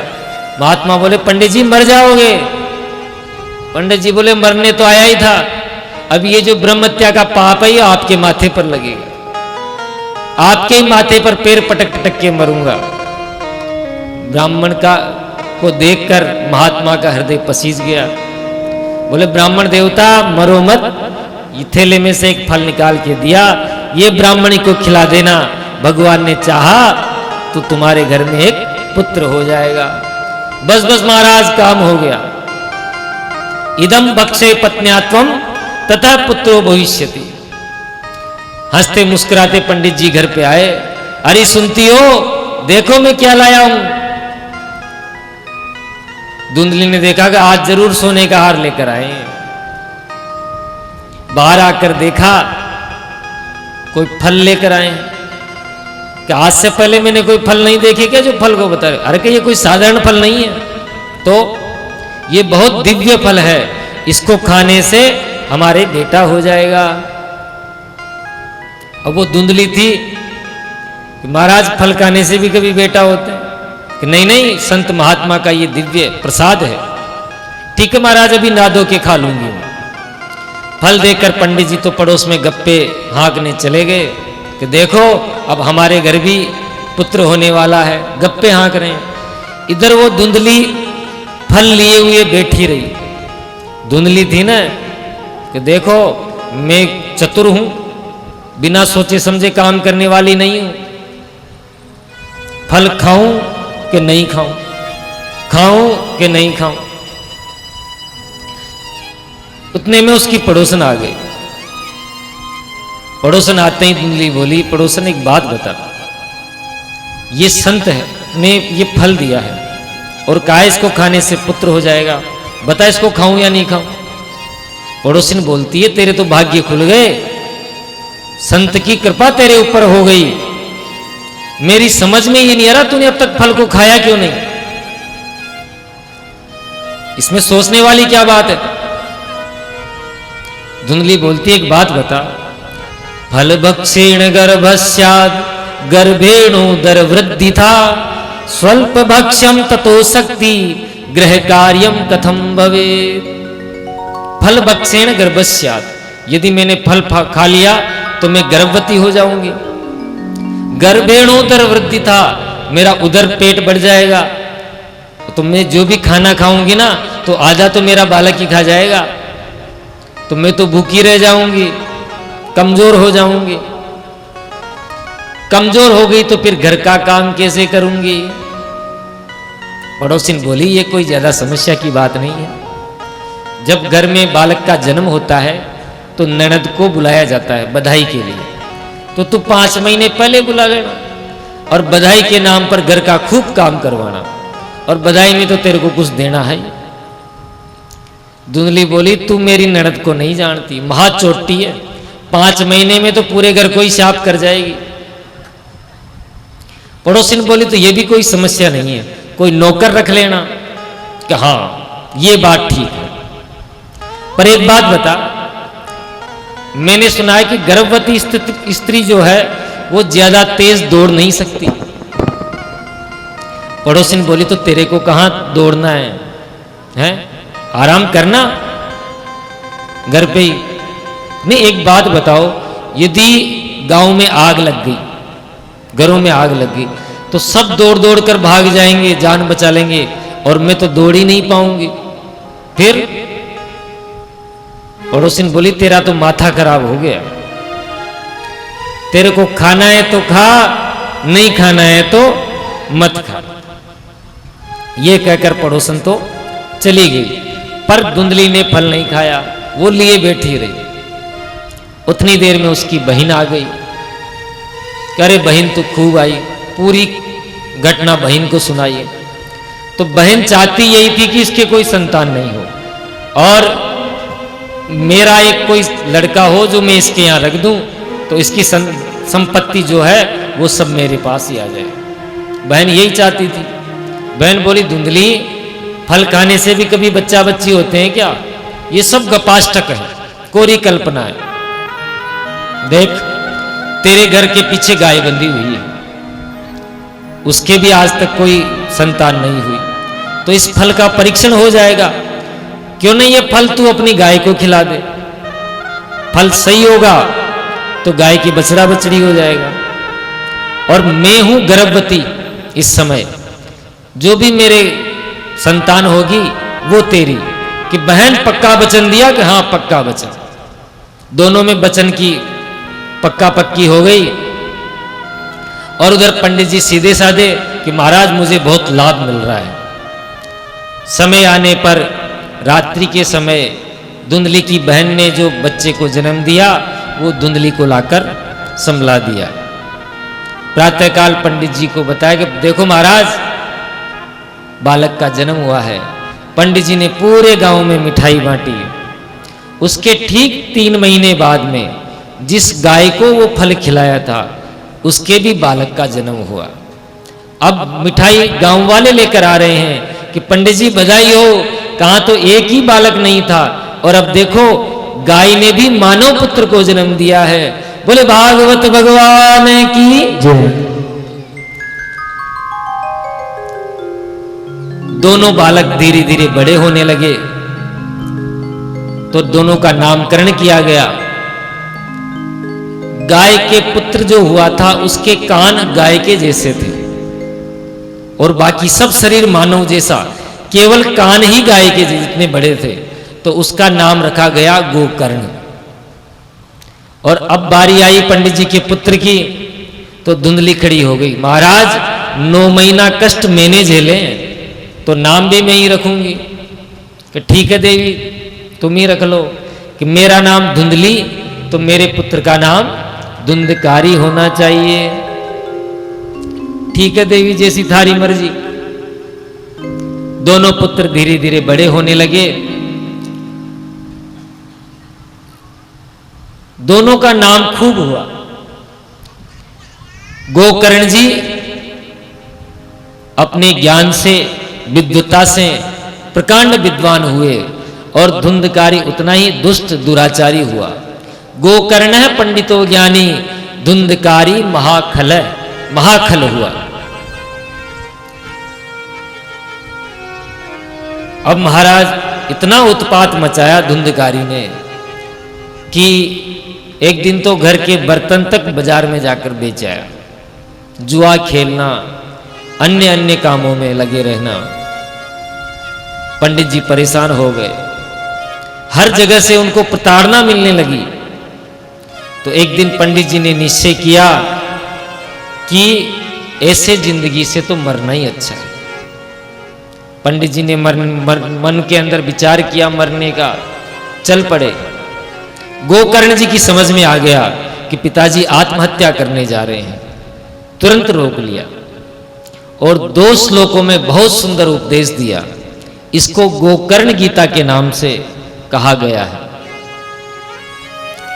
गोकर्ण जी कहते हैं पिताजी न चेन्द्रस्य सुखम किंचिद सुखम चक्रवर्तिन सुखमस्ति विरक्तस्य मुनेरेकांत जीविनः। गोकर्ण जी कहते हैं पिताजी एक बात बताइए, इस संसार में सुखी कौन है? न चेन्द्र से सुखम किंचिद, जो देवताओं का राजा इंद्र है ना, वो भी सुखी नहीं है। उसको भी डर लगा रहता है कि कोई ज्यादा तपस्या कर लेगा तो अपना आसन छिन जाएगा। सुखी केवल एक व्यक्ति है, वो है विरक्त, जो संसार को छोड़कर केवल भगवान नाम का आश्रय ले। गोकर्ण जी कहते हैं कि देहे स्तिमांस रुधिरे भीमया सुतादिषु सदा ममतां विमुञ्च पश्यानिशं जगदिदं क्षणभङ्गनिष्ठं वैराग्य राग रसिको भवभक्तिनिष्ठः। गोकर्ण जी कहते हैं पिताजी, इस संसार को बांधने की दो ही रस्सियां हैं, एक तो अहमता और एक ममता। शरीर से तो अहमता, मैं हूं, मैं फलाऊं, आप मेरे को नहीं जानते, तो ये तो है अहमता। और इस शरीर से संबंध जो हमारे बने हुए हैं, माता पिता भाई बंधु स्त्री पुत्र, ये है ममता। जब तक ये दो रस्सियां नहीं छूटेगी तब तक ये क्लेश नहीं जाएगा। अब देखो, बहुत सुंदर सा दृष्टांत है ये दोनों रस्सियां खोलने का। ध्यान से सुनेंगे तो समझ में आ जाएगी। ये गोकर्ण गीता है 2 श्लोकों की। आप दिल्ली जाने के लिए ट्रेन में बैठे रिजर्वेशन से, आपकी सीट नंबर आई, तो इस सीट के आसपास में भी तो लोग बैठे मिलेंगे, सबसे जानकारी हुई, मित्रता हुई। आप घर से लड्डू लेके गए थे, सबको बांट के खिलाया, किसी दूसरे के लड्डू भी आपने खाए। थोड़ा आगे जाते ही दोसा में किसी का स्टेशन आ गया, वो उतर गए, उनके स्थान पर दूसरे लोग बैठ गए। फिर थोड़ा थोड़ा आगे जाते गए तो पुराने यात्री जाते जा रहे हैं, नए यात्री चढ़ते जा रहे हैं, और सबसे प्रेम से बातें हो रही है, बढ़िया प्रेम से। जो ही आपका स्टेशन आया, आपने आधा 15 मिनट पहले बैग उतारा और गेट पे खड़े हो गए। जो ही स्टेशन आ गया, सबसे राम राम किया और उतर गए। अब इसको इस तरह से समझो, आपने जन्म लिया, जन्म लेते ही आपके माता पिता, दादा दादी, बड़े भाई बहन मिले, सहयात्री मिल गए। धीरे धीरे इनके साथ प्रेम से यात्रा होने लगी। कुछ दिनों के बाद में दादाजी का स्टेशन आ गया है, पुराने यात्री गए। आपके छोटे भाई बहन का जन्म हो गया, नए यात्री आ गए। दादी जी का स्टेशन आ गया। कुछ दिनों के बाद में फिर आपका विवाह हो गया, नया यात्री आ गया। फिर आपके पिताजी माताजी का स्टेशन गया, आपके पुत्र पौत्र होते रहे। तो पुराने यात्री जाते जा रहे हैं, नए यात्री आते जा रहे हैं। अब आप पुराने यात्रियों से को नहीं साहब, हम आपको नहीं जाने देंगे, आप तो इतनी दूर से हमारे साथ यात्रा करके आए हो। तो क्या होगा, काले कोट पहने हुए टीटी आएगा और धक्के मारकर उतार देगा, क्योंकि इससे आगे तो आपका टिकट ही नहीं है। तो टीटी जबरदस्ती उतारे, उससे पहले आप अपना सामान लेकर गेट पे खड़े हो जाओ। ये गोकर्ण गीता का सार है। बोले गोकर्ण भगवान की। ये पंचतत्व की धर्मशाला है। धर्मशाला में कुछ दिन ही रहा जाता, इस पे कब्जा नहीं किया जाता। जितने दिनों प्रेम से इस धर्मशाला, भाई 5 तत्वों की तो है, पंचों की धर्मशाला। ईंट गारे का मकान है बढ़िया, इसमें इस चमड़ी का प्लास्टर कर दिया, इसको चमका दिया। अंदर तो मलमूत्री का भांड तो है ये, और है क्या, पर बाहर बढ़िया प्लास्टर कर दिया। पंचायती धर्मशाला आपको रहने के लिए दे दी। अब इसको बढ़िया साफ सफाई में रखो। भाई किराए का कमरा है तो गंदा भी नहीं करना चाहिए, तो नहीं जाते समय ट्यूबलाइट ही खोल के ले जाओ, है बढ़िया साफ सफाई से रखो। और जब जाओ तो अच्छी तरह संभला के जाओ। पंचों की धर्मशाला है। गोकर्ण जी की बात उनके पिताजी के समझ में आ गई और तुरंत गृह त्याग करके जंगल को चले गए। 10वें स्कंद का पाठ करते हुए अंत में भगवान के चरणों को प्राप्त हो गए। वृंदावन बिहारी लाल की जय। अब पिताजी तो गए जंगल में, माताजी का नंबर आ गया। धुंधकारी ने माताजी को पकड़ लिया कि बताओ माताजी, पिताजी ने धन कहां कहां गाड़ रखा है। धुंधरी बोली बेटा तूने छोड़ा ही कहां है, सब तो तू बेच आया। कि नहीं, पैसे लेके आओ। नहीं तो तुमको मारूंगा, जलती हुई लकड़ी से मारूंगा। अब धुंधली इतनी घबराई कि रात को उठी और एक अंधे कुएं में जाकर मर गई। जय सिया राम। पिताजी गए वन को, माताजी कुएं में गिर गई। अब बचे गोकर्ण जी। गोकर्ण जी ने देखा कि भाई अब अपना नंबर आएगा, तो पहले तीर्थ यात्रा को निकल गए। भैया मेरे को तो तीर्थ यात्रा में जाना है, ठीक है जाओ। घर पूरा खाली हो गया। धुंधकारी ने 5 वेश्याओं को बाजार से ले आया और खूब धन लूट के लाता, उन गणिकाओं को खिलाता। एक दिन वहां के राजा को लूट के लाया और बहुत सारा धन लेकर आया। उन वेश्याओं ने सोचा कि अपने लिए धन पर्याप्त हो गया, किसी न किसी दिन ये पकड़ में आएगा, और जिस दिन पकड़ में आएगा उस दिन अपना भी नाम लेगा। बहन आज धन बढ़िया हो गया, तो क्या किया जाए? तो खाट पे सोते हुए धुंधकारी का गला घोंट दिया। जब वो चिल्लाने लगा तो जलते हुए अंगारे उसके मुंह में ठूंस दिए और वहीं खड्डा खोदकर गाड़ दिया। सब धन लेकर वेश्याएं चली गई। गोकर्ण जी गया जी में थे। गांव वालों के द्वारा पता लगा तो वहीं पर गया जी में ही धुंधकारी का श्राद्ध किया, तर्पण किया, और घूमते घूमते नगर को आए। जब अपने घर में घुसे तो जाले वगैरह लगे हुए थे, साफ करके रात्रि में वहीं एक कोने में बैठ गए। मध्य रात्रि के समय गोकर्ण जी ने देखा कि एक भेड़ का बच्चा पता नहीं कहां से निकल कर आ गया। धीरे धीरे वह ऊंट बन गया, फिर गधा बन गया, और फिर आखिरी में एक आदमी बन गया और खूब जोरदार रोने लगा। कुछ कहे नहीं, बस रोए। पहले तो गोकर्ण जी घबराई जाते हैं, लेकिन कुछ संभल के बैठे। अपने कमंडल में से जल लिया, अभिमंत्रित किया और जल के छींटे उस प्रेत पर डाले। समझ गए गोकर्ण जी कि ये प्रेत है। अभिमंत्रित जल पड़ते ही उस प्रेत की वाणी आ गई। गोकर्ण जी ने पूछा, भाई तुम कौन हो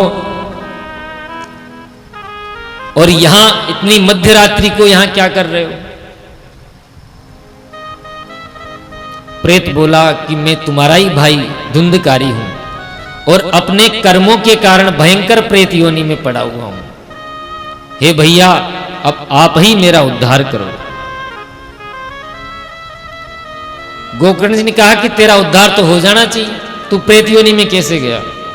मैंने तेरे लिए गया जी में श्राद्ध तर्पण पिंडदान किया है, तो क्या गया जी का महत्व खत्म हो गया? गया जी का कोई महत्व नहीं है। हमारे गुरुदेव कहते हैं कि गया का महत्व है, क्योंकि जो भी आप कर्म करोगे ससंकल्प करोगे। नाम और गोत्र का नाम उच्चारण होता है, ओम विष्णुर विष्णुर विष्णुर है, फला गोत्र उत्पन्नो हम, फला दासो हम। तो जब गोकर्ण जी ने पिंडदान श्राद्ध तर्पण किया तो अपना गोत्र बोला, फिर भाई का नाम बोला, परंतु धुंधकारी उसी गोत्र का तो नहीं था, आत्मदेव का पुत्र नहीं था, तो दत्तक पुत्र भी नहीं था, गोद लिया हुआ भी नहीं था। वो तो एक तरह से नाजायज था, कुल गोत्र का कोई पता नहीं, बहन का था या नहीं था ये भी पता नहीं। इसलिए आप चाहे सोने के अक्षरों में चिट्ठी लिख दो, बहुत बढ़िया, परंतु ऊपर नाम पता ही गलत लिखोगे तो वो चिट्ठी कहाँ जाएगी? वो पोस्ट ऑफिस में ही भटकती रहेगी। तो आज गोकर्ण जी ने पिंडदान तर्पण तो कर दिया, पर उस चिट्ठी पे नाम पता नहीं था। तो गया की महिमा अपनी जगह है और धुंधकारी का उद्धार अपनी जगह है। कई लोगों के मन में संशय आ जाता है कि महाराज जब गया जी में पिंडदान करा दिया फिर उद्धार क्यों नहीं हुआ? देखो, एक बात निश्चित है, आप सब लोग श्रीमद् भागवत सत्संग में बैठे हैं, अपने मन का कोई भी प्रश्न होगा आपको स्वतः ही उसका उत्तर भागवत के माध्यम से मिल जाएगा। ये हमने निजी अनुभव से आपको कह रहे हैं। तो गोकर्ण जी को लगा कि भैया अभी तो आप जाइए, हम आपको प्रातःकाल कुछ निर्णय करके बताएंगे। वो प्रेत अदृश्य हो गया। सुबह गोकर्ण जी ने विद्वानों को बुलाया, परंतु कोई निर्णय नहीं निकला। अंत में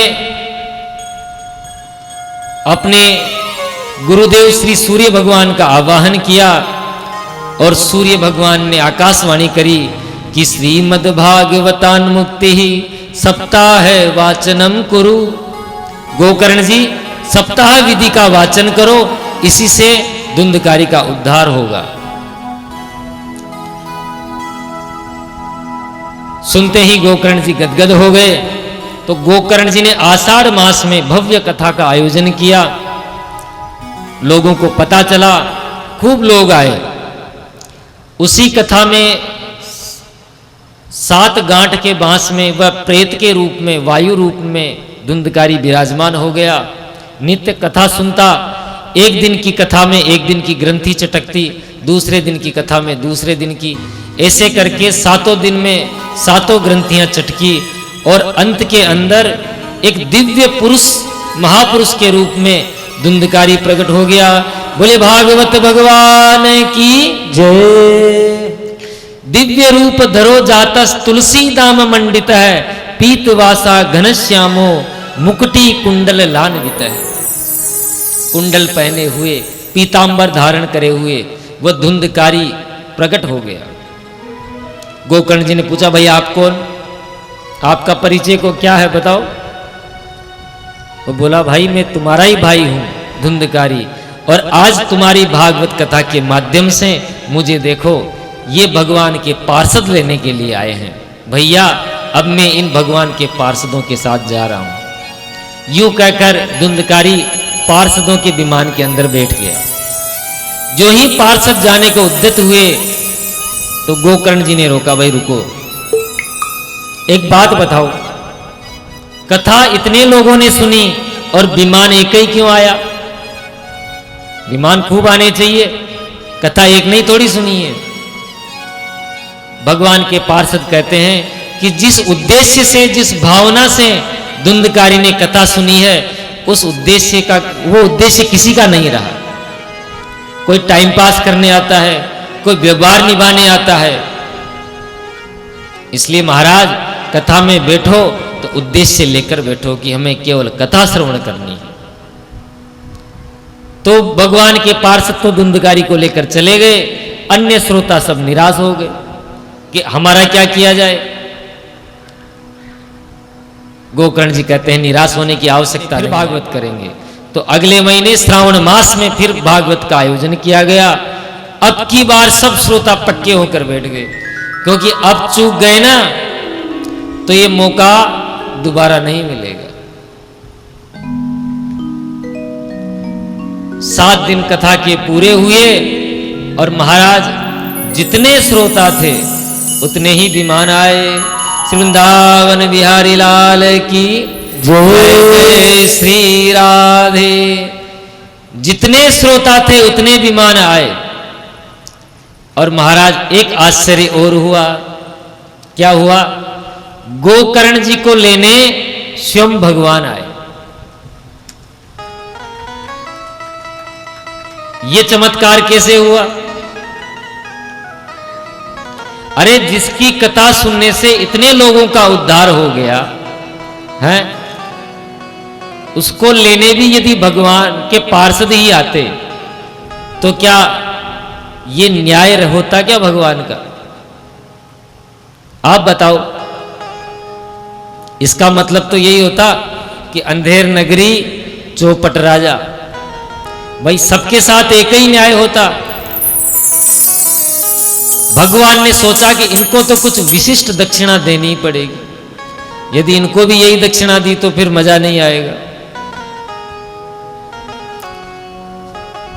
गोकर्ण जी जैसा निष्काम वक्ता है, जिसकी रंच मात्र भावना भी, लोभ की भावना तो रंच मात्र भी नहीं है, निजी स्वार्थ की।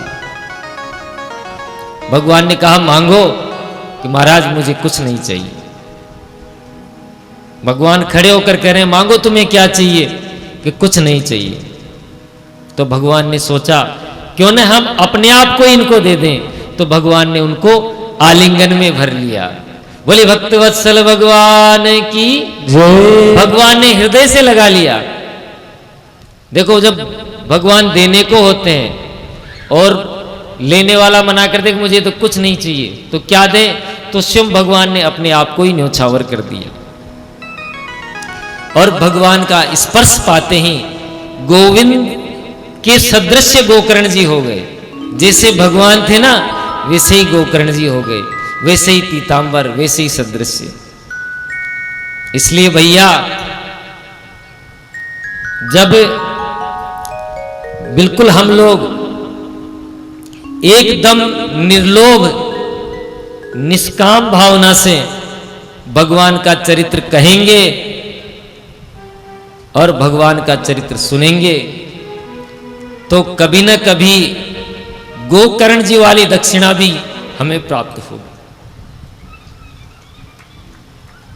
हम भी यही चाहते हैं कि जैसी दक्षिणा गोकर्ण जी को प्राप्त हुई वैसी हमें प्राप्त हो। हम श्री ठाकुर जी से प्रार्थना करते हैं, श्री हनुमान जी से प्रार्थना करते हैं कि ये दक्षिणा हमें प्राप्त हो। गोकर्ण जी सशरीर भगवान के साथ गए। सनकादि कहते कि नारद जी और बताओ, इसके अलावा भी आपको कुछ पूछना हो तो। नारद जी कहते महाराज बस हो गया, अब हमको पक्का विश्वास हो गया कि किसी भी तरह का जो कोई पापी है वह तरेगा ही तरेगा। एक चीज और बता दो महाराज कि ये कथा के कोई नियम पारायण कुछ हो तो वो भी बता दो। सनकादि कहते हैं महाराज नारद जी भागवत का कोई विशेष नियम पारायण नहीं है। यदि निष्काम कथा आपको करनी है तो इसका कोई मुहूर्त की आवश्यकता नहीं है। जब भी आपकी मर्जी हो तब आप कथा कर सकते हैं, कोई भी अच्छा दिन देख लो। और यदि सकाम कथा आदि आपको करनी है तो उसकी वार नक्षत्र तिथि पूरा होना चाहिए। और महाराज एक बात बताओ, भागवत का खर्चा कितना आएगा? नारद जी पूछ रहे हैं ये बात, और यही प्रश्न हमसे भी कई लोग पूछते हैं कि महाराज कथा तो करवा लें पर खर्चा कितना आएगा ये आप पहले बताओ। सनकादि ऋषि कहते हैं कि जैसे कोई व्यक्ति अपनी कन्या का विवाह करता है तो उसका बजट का लक्ष्य पहले ही रख लेता है, भाई मुझे इतना पैसा खर्च करना है। 40,000 में भी कन्या का विवाह हो जाता है, सम्मेलन में कर दो, लाख में भी हो जाता है, और करोड़ों रुपए भी कम पड़ जाते हैं। इसलिए जिस प्रकार कन्या का विवाह में धन खर्च होता है उसी प्रकार भागवत में भी धन खर्च होता है। आप किसी भी छोटे मंदिर में हॉल में करा लो तो बिना माइक व्यवस्था के ही काम हो जाएगा है, या फिर बहुत बड़ा पंडाल लगाकर आयोजन करो तो कन्या के विवाह जैसा है। दूसरा बताया कि सुंदर व्यासपीठ का निर्माण करना चाहिए और किसी वैष्णव साधु पुरुष वक्ता को व्यासपीठ पर बैठाओ जो समझाने में कुशल है। विरक्तो वैष्णवो विप्रो वेद शास्त्र विशुद्धिकृत दृष्टांत कुशलो धीरो वक्ता कार्यो तिनी स्पृश है। इतनी खूबियां होनी चाहिए वक्ता में। विरक्त वैष्णव विप्र वेद शास्त्र कुशल। और महाराज आजकल तो विवाद भी चल रहा है कि कौन व्यासपीठ पर बैठना चाहिए और कौन नहीं। हम उस क्षेत्र में नहीं जाएंगे। दूसरा, कम से कम 5 ब्राह्मणों का वर्ण करना चाहिए जो कथा के बीच में द्वादशाक्षर मंत्र की माला करते रहें ताकि कथा में किसी प्रकार का विघ्न विक्षेप न आए। और महाराज एक और बात, भोजन सबसे अच्छा है निराहार रहो 7 दिन तक, न कुछ खाओ न कुछ पियो। ये तो समस्या हो गई। ऐसा नहीं होना चाहिए। ऐसे पार नहीं पड़ेगी। निराहार तो 7 दिन तक कैसे रहेंगे? अब बाबूजी को तो हर 2 घंटे में चाहिए, दवाई लेते हैं। तो फिर कहते हैं कि निराहार नहीं रह सको तो घृतम पान है, घी पी के रहो। महाराज घी के लिए तो डॉक्टर ने ही मना कर दिया कि घी पिएगा मर जाएगा। तो पयहारम, दूध पी के रहो। कि महाराज ऐसी भी बात नहीं, पार नहीं पड़ेगी। तो फलाहारम। अब कोई कहे हमारे पंडित जी हैं, कहाँ गए सोनू जी? हाँ, कि महाराज हमारी तो पार पड़ती नहीं है फलाहार से, तो इनके लिए व्यवस्था है फुलाहारम, खूब खाओ। लेकिन इतना भी मत खाओ कि कथा में बैठे बैठे ही नींद आती रहे, कम खाओ। कहने का तात्पर्य यह है कि जैसा आपको शरीर में रुचि रहे वैसा आप भोजन करें। व्रत करने की भी आवश्यकता, सब तरह से पाबंदियों से मुक्त है। उपवास रखने से यदि कोई बाधा आती है तो उपवास मत रखो। परंतु जो व्यासपीठ पर जो विराजमान है उनको सुखदेव के समान ही समझकर, वो फिर सामान्य प्राणी नहीं रहे, सामान्य इंसान की भावना मत रखो। यदि आपको कथा का लाभ लेना ही है तो उनको सुखदेव जी के रूप में समझें, सुखदेव जी के रूप में प्रणाम करें। सामान्य मानव मानकर यदि आप प्रणाम करोगे तो जो वास्तविक लाभ आपको प्राप्त होने वाला है वो आपको लाभ होगा नहीं। अरे ये तो हमारे मित्र ही तो हैं, अभी से कथा करने लगे, देखो कितनी अच्छी कथा करते हैं। ऐसे व्यक्तियों को कभी भी जो भागवत के तत्व का लाभ होने वाला है वो लाभ प्राप्त होगा नहीं। और कई संत महात्मा तो ये कहते हैं कि जो व्यासपीठ पर विराजमान हो जाते हैं वो स्वयं नारायण सदृश ही हो जाते हैं। तो वक्ता को भगवान की प्रतिकृति मानकर, क्योंकि देखो यहां से कथा करने वाले हम नहीं हैं, एतद रूपेण भगवान व्यासपुत्र है, ये भगवान ही व्यासपुत्र सुखदेव जी के रूप में कथा करने वाले हैं। तो वक्ता में ही भगवान का दर्शन करना चाहिए। ऐसे नियम बताकर सनकादियों ने कहा कि नारद जी ये नियम है। और उसी समय क्या हुआ कि प्रहलाद जी प्रकट हो गए उसी गंगा तट पर जहां कथा हो रही थी। अर्जुन प्रकट हो गए मृदंग लेकर, देवराज इंद्र प्रकट हो गए। सनकादियों ने बीच में जय हो बलिहारी कहकर संकीर्तन करना प्रारंभ कर दिया। आइए हम भी इसी संकीर्तन के साथ आज की कथा को विराम करेंगे। कल की कथा ठीक 12:30 बजे प्रारंभ हो जाएगी। एक निवेदन और था कि यहाँ नवकुंडात्मक गोपुष्टि महायज्ञ प्रारंभ हो गया है आज से। यदि किसी की भावना हो गौ माता की पुष्टि के लिए, आत्म कल्याण के लिए यज्ञ में बैठना चाहे तो महाराज जी से मिल ले, या बाहर वो काउंटर लग रहा है वहां पे मिल ले। आइए संकीर्तन के साथ हम कथा विश्राम करेंगे।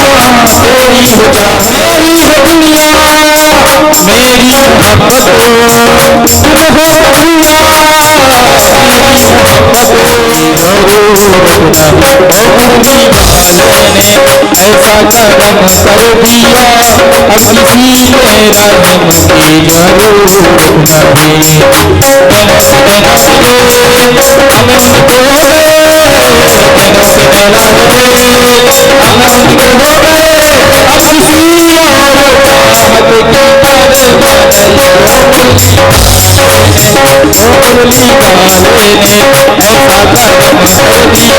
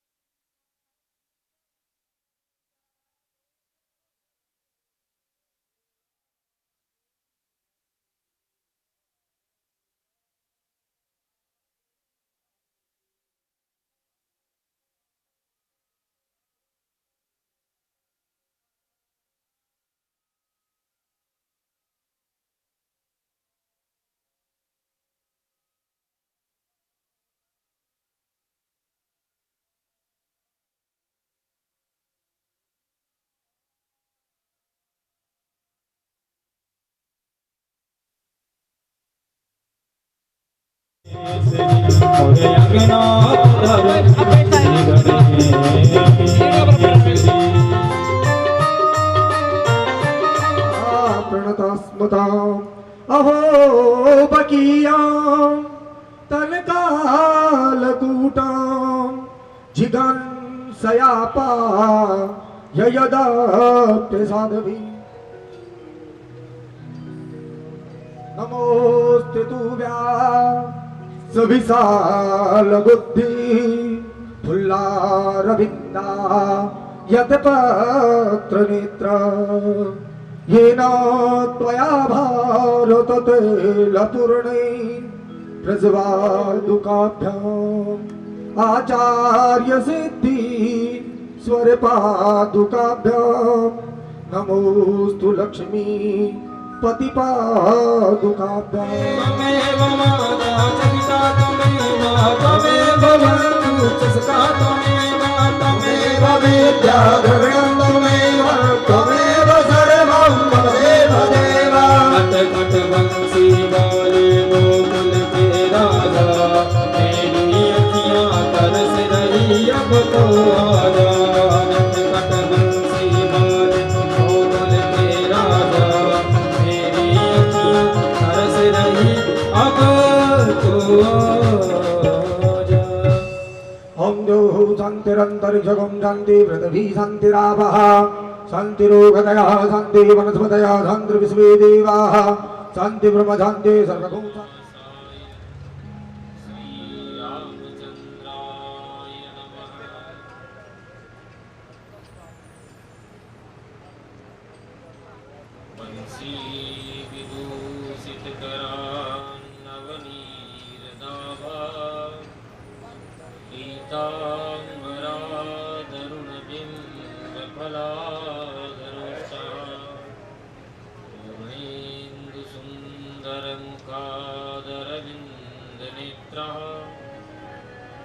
कृष्णात् परं किमपि तत्त्वमहं न जाने वागीसा यस्य वदने लक्ष्मीर्यस्य च वक्षसि यस्यास्ते हृदय संवित् तं नृसिंहमहं भजे। विश्वसर्ग विसर्गादीनवलक्षणलक्षितम् श्रीकृष्णाख्यं परमधाम जगद्धाम नमामि तत्। प्रह्लाद नारद पराशर पुंडरीक व्यासाम्बरीश सुक शोनक भीष्म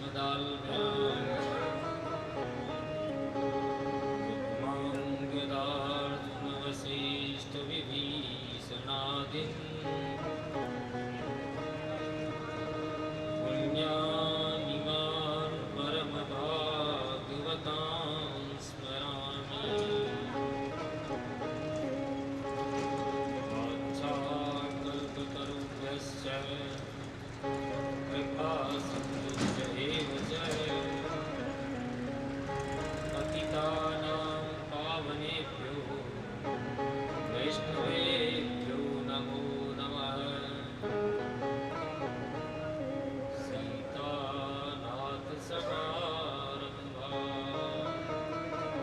श्रीरामानन्दार्य मध्यमाम् अस्मदाचार्यपर्यन्ताम् वन्दे गुरुपरम्पराम्। नमो गोभ्यः गोमतिभ्यश्च सौरभैस्सहेव च नमो ब्रह्मसुखाभ्यश्च पवित्राभ्यो नमो नमः। भक्त भक्ति भगवंत गुरु चतुर्नाम बबुएक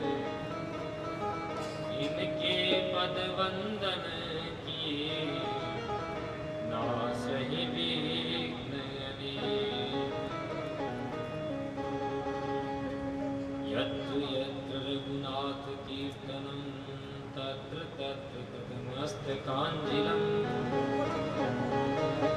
बाष्पवारि परिपूर्णलोचनं मारुति नमत राक्षसान्तकम्। वन्दं गुरुपदकुञ्ज कृपा सिन्धु नररूप हरि महामोहतम पुंज जासु कृपा रविकर निकर। जय जय श्री राधा रमण जय जय नवल किशोर जय गोपी चित चोर प्रभु जय जय माखन चोर। वृंदावन बिहारी लाल की जय। श्री सद्गुरुदेव भगवान की श्रीमद्भागवत महापुराण की श्री व्यास जी महाराज की श्री सुखदेव जी महाप्रभु की राधा गोविंद भगवान की गंगे मैया की यमुने महारानी की गौ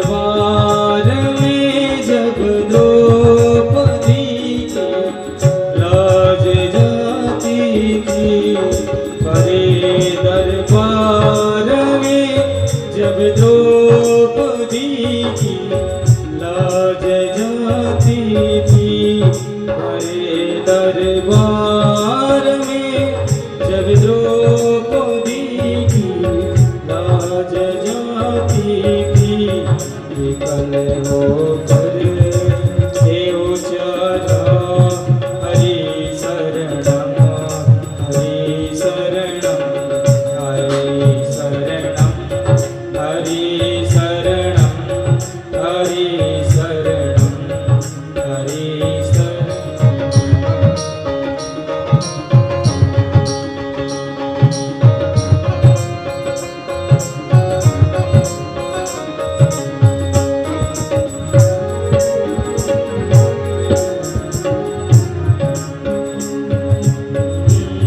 पिता की देखनी सटुरता नहीं प्रहलाद घबराया पिता की देखनी सटुरता नहीं प्रहलाद घबराया पिता की देखनी सटुरता नहीं प्रहलाद घबराया लगाया में सेनारा लगाया में सेनारा हरे शरणम हरे शरणम यही मंत्र है प्यारा हरे शरणम हरे शरणम हरे शरणम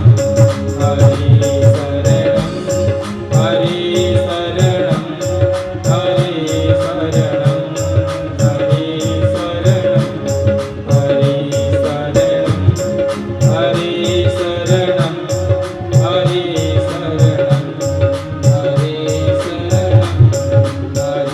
शरणम हरे शरणम हरे शरणम हरे शरणम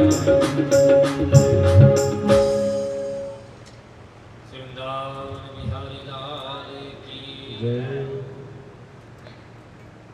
जन्माद्यस्य यतोन्मवादितरतश्चार्थेष्वभिज्ञस्वराट् तेने ब्रह्महृदाय आदिकवये मुह्यन्ति सूरयः तेजोवारिमृदां यथा विनिमयो यत्र त्रिसर्गो सदा नाम्ना स्वेन सदा निरस्तपूर्वं सत्यं परं धीमहि परम मंगलमयी भगवत स्वरूपा श्रीमद् भागवत महापुराण अंतर्गत आज द्वितीय दिवस पधारे हुए सभी भक्तगण भक्तिमयी माताएं हमारे मित्र बंधु और संगीत के माध्यम से कथा में रस डालने वाले सभी भाई आप सभी के हृदय में विराजित श्री राधा गोविंद का प्रणाम। भूखा व्यक्ति उसके शरीर में चेतना नहीं रहती, सभी अंग दुर्बल हो जाते हैं, परंतु जैसे ही वो भोजन के लिए बैठता है, एक एक ग्रास भोजन का करता है, तो उसकी भूख भी मिटती है, बाहों में बल भी आता है और शरीर भी पुष्ट होता है। तो ये तीनों क्रियाएं अलग अलग न हो के एक ही है। यदि भक्ति का आपके जीवन में प्रवेश हो गया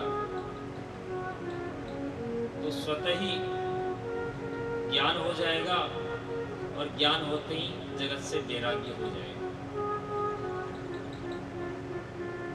इस कलयुग में केवल वृंदावन की भूमि में जाकर भक्ति मैया युक्ति हो गई, करुणी हो गई। वृंदावन की भूमि क्या है कि जहाँ डाल डाल और पात पात पे राधे राधे हुए। 80-90 साल की डोकरा भी वहां आपको नृत्य करते हुए मिल जाएंगे।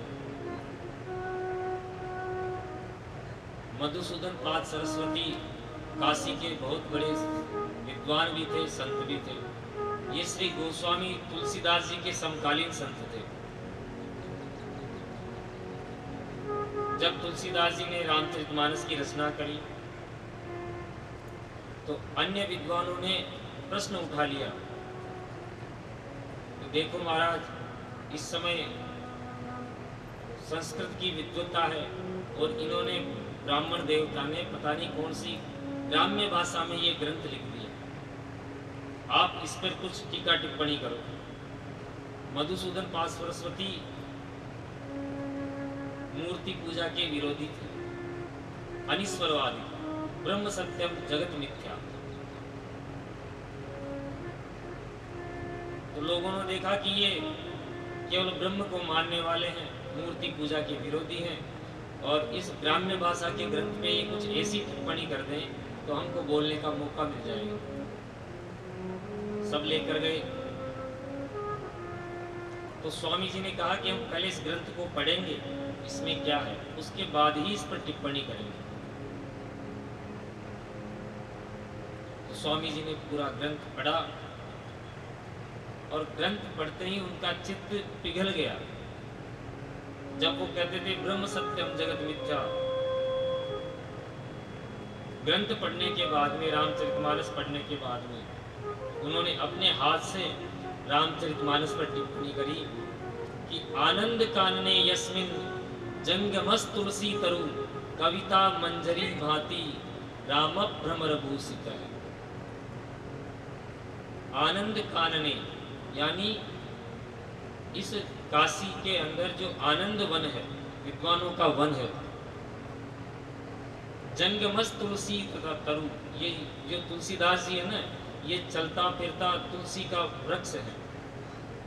कविता मंजरी भांति, और इनकी जो रामचरितमानस की मंजरी है, जैसे ठाकुर जी को तुलसी बहुत प्रिय होती है और तुलसी से भी प्रिय उसकी मंजरी होती है, तो रामचरितमानस की जो ये कृति है ये उस तुलसी की मंजरी है।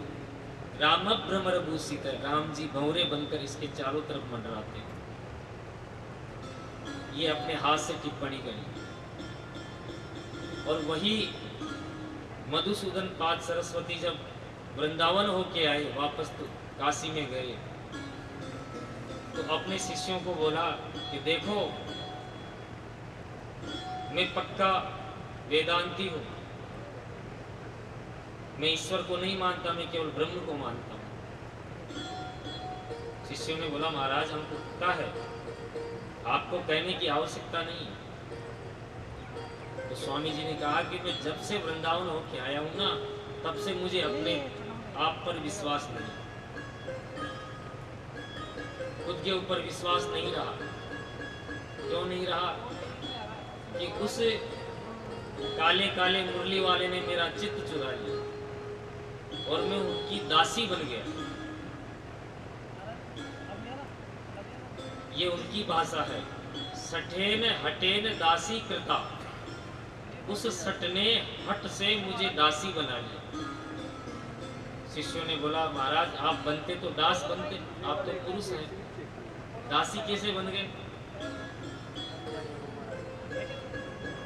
स्वामी जी कहते हैं कि वृंदावन में पुरुष तो केवल एक ही है और तो सब दासियां हैं, गोपी भाव। क्योंकि यदि भगवान को प्राप्त करना है तो गोपी भाव से, यदि पुरुष भाव से मिले तो ठाकुर जी कभी नहीं मिले। भोले बाबा को भी रास में पूछना था तो क्या किया है? गोपी रूप धरा और गोपेश्वर महादेव बनकर पहुंचे। तो मधुसूदन पाद सरस्वती कहते हैं कि दासी कृता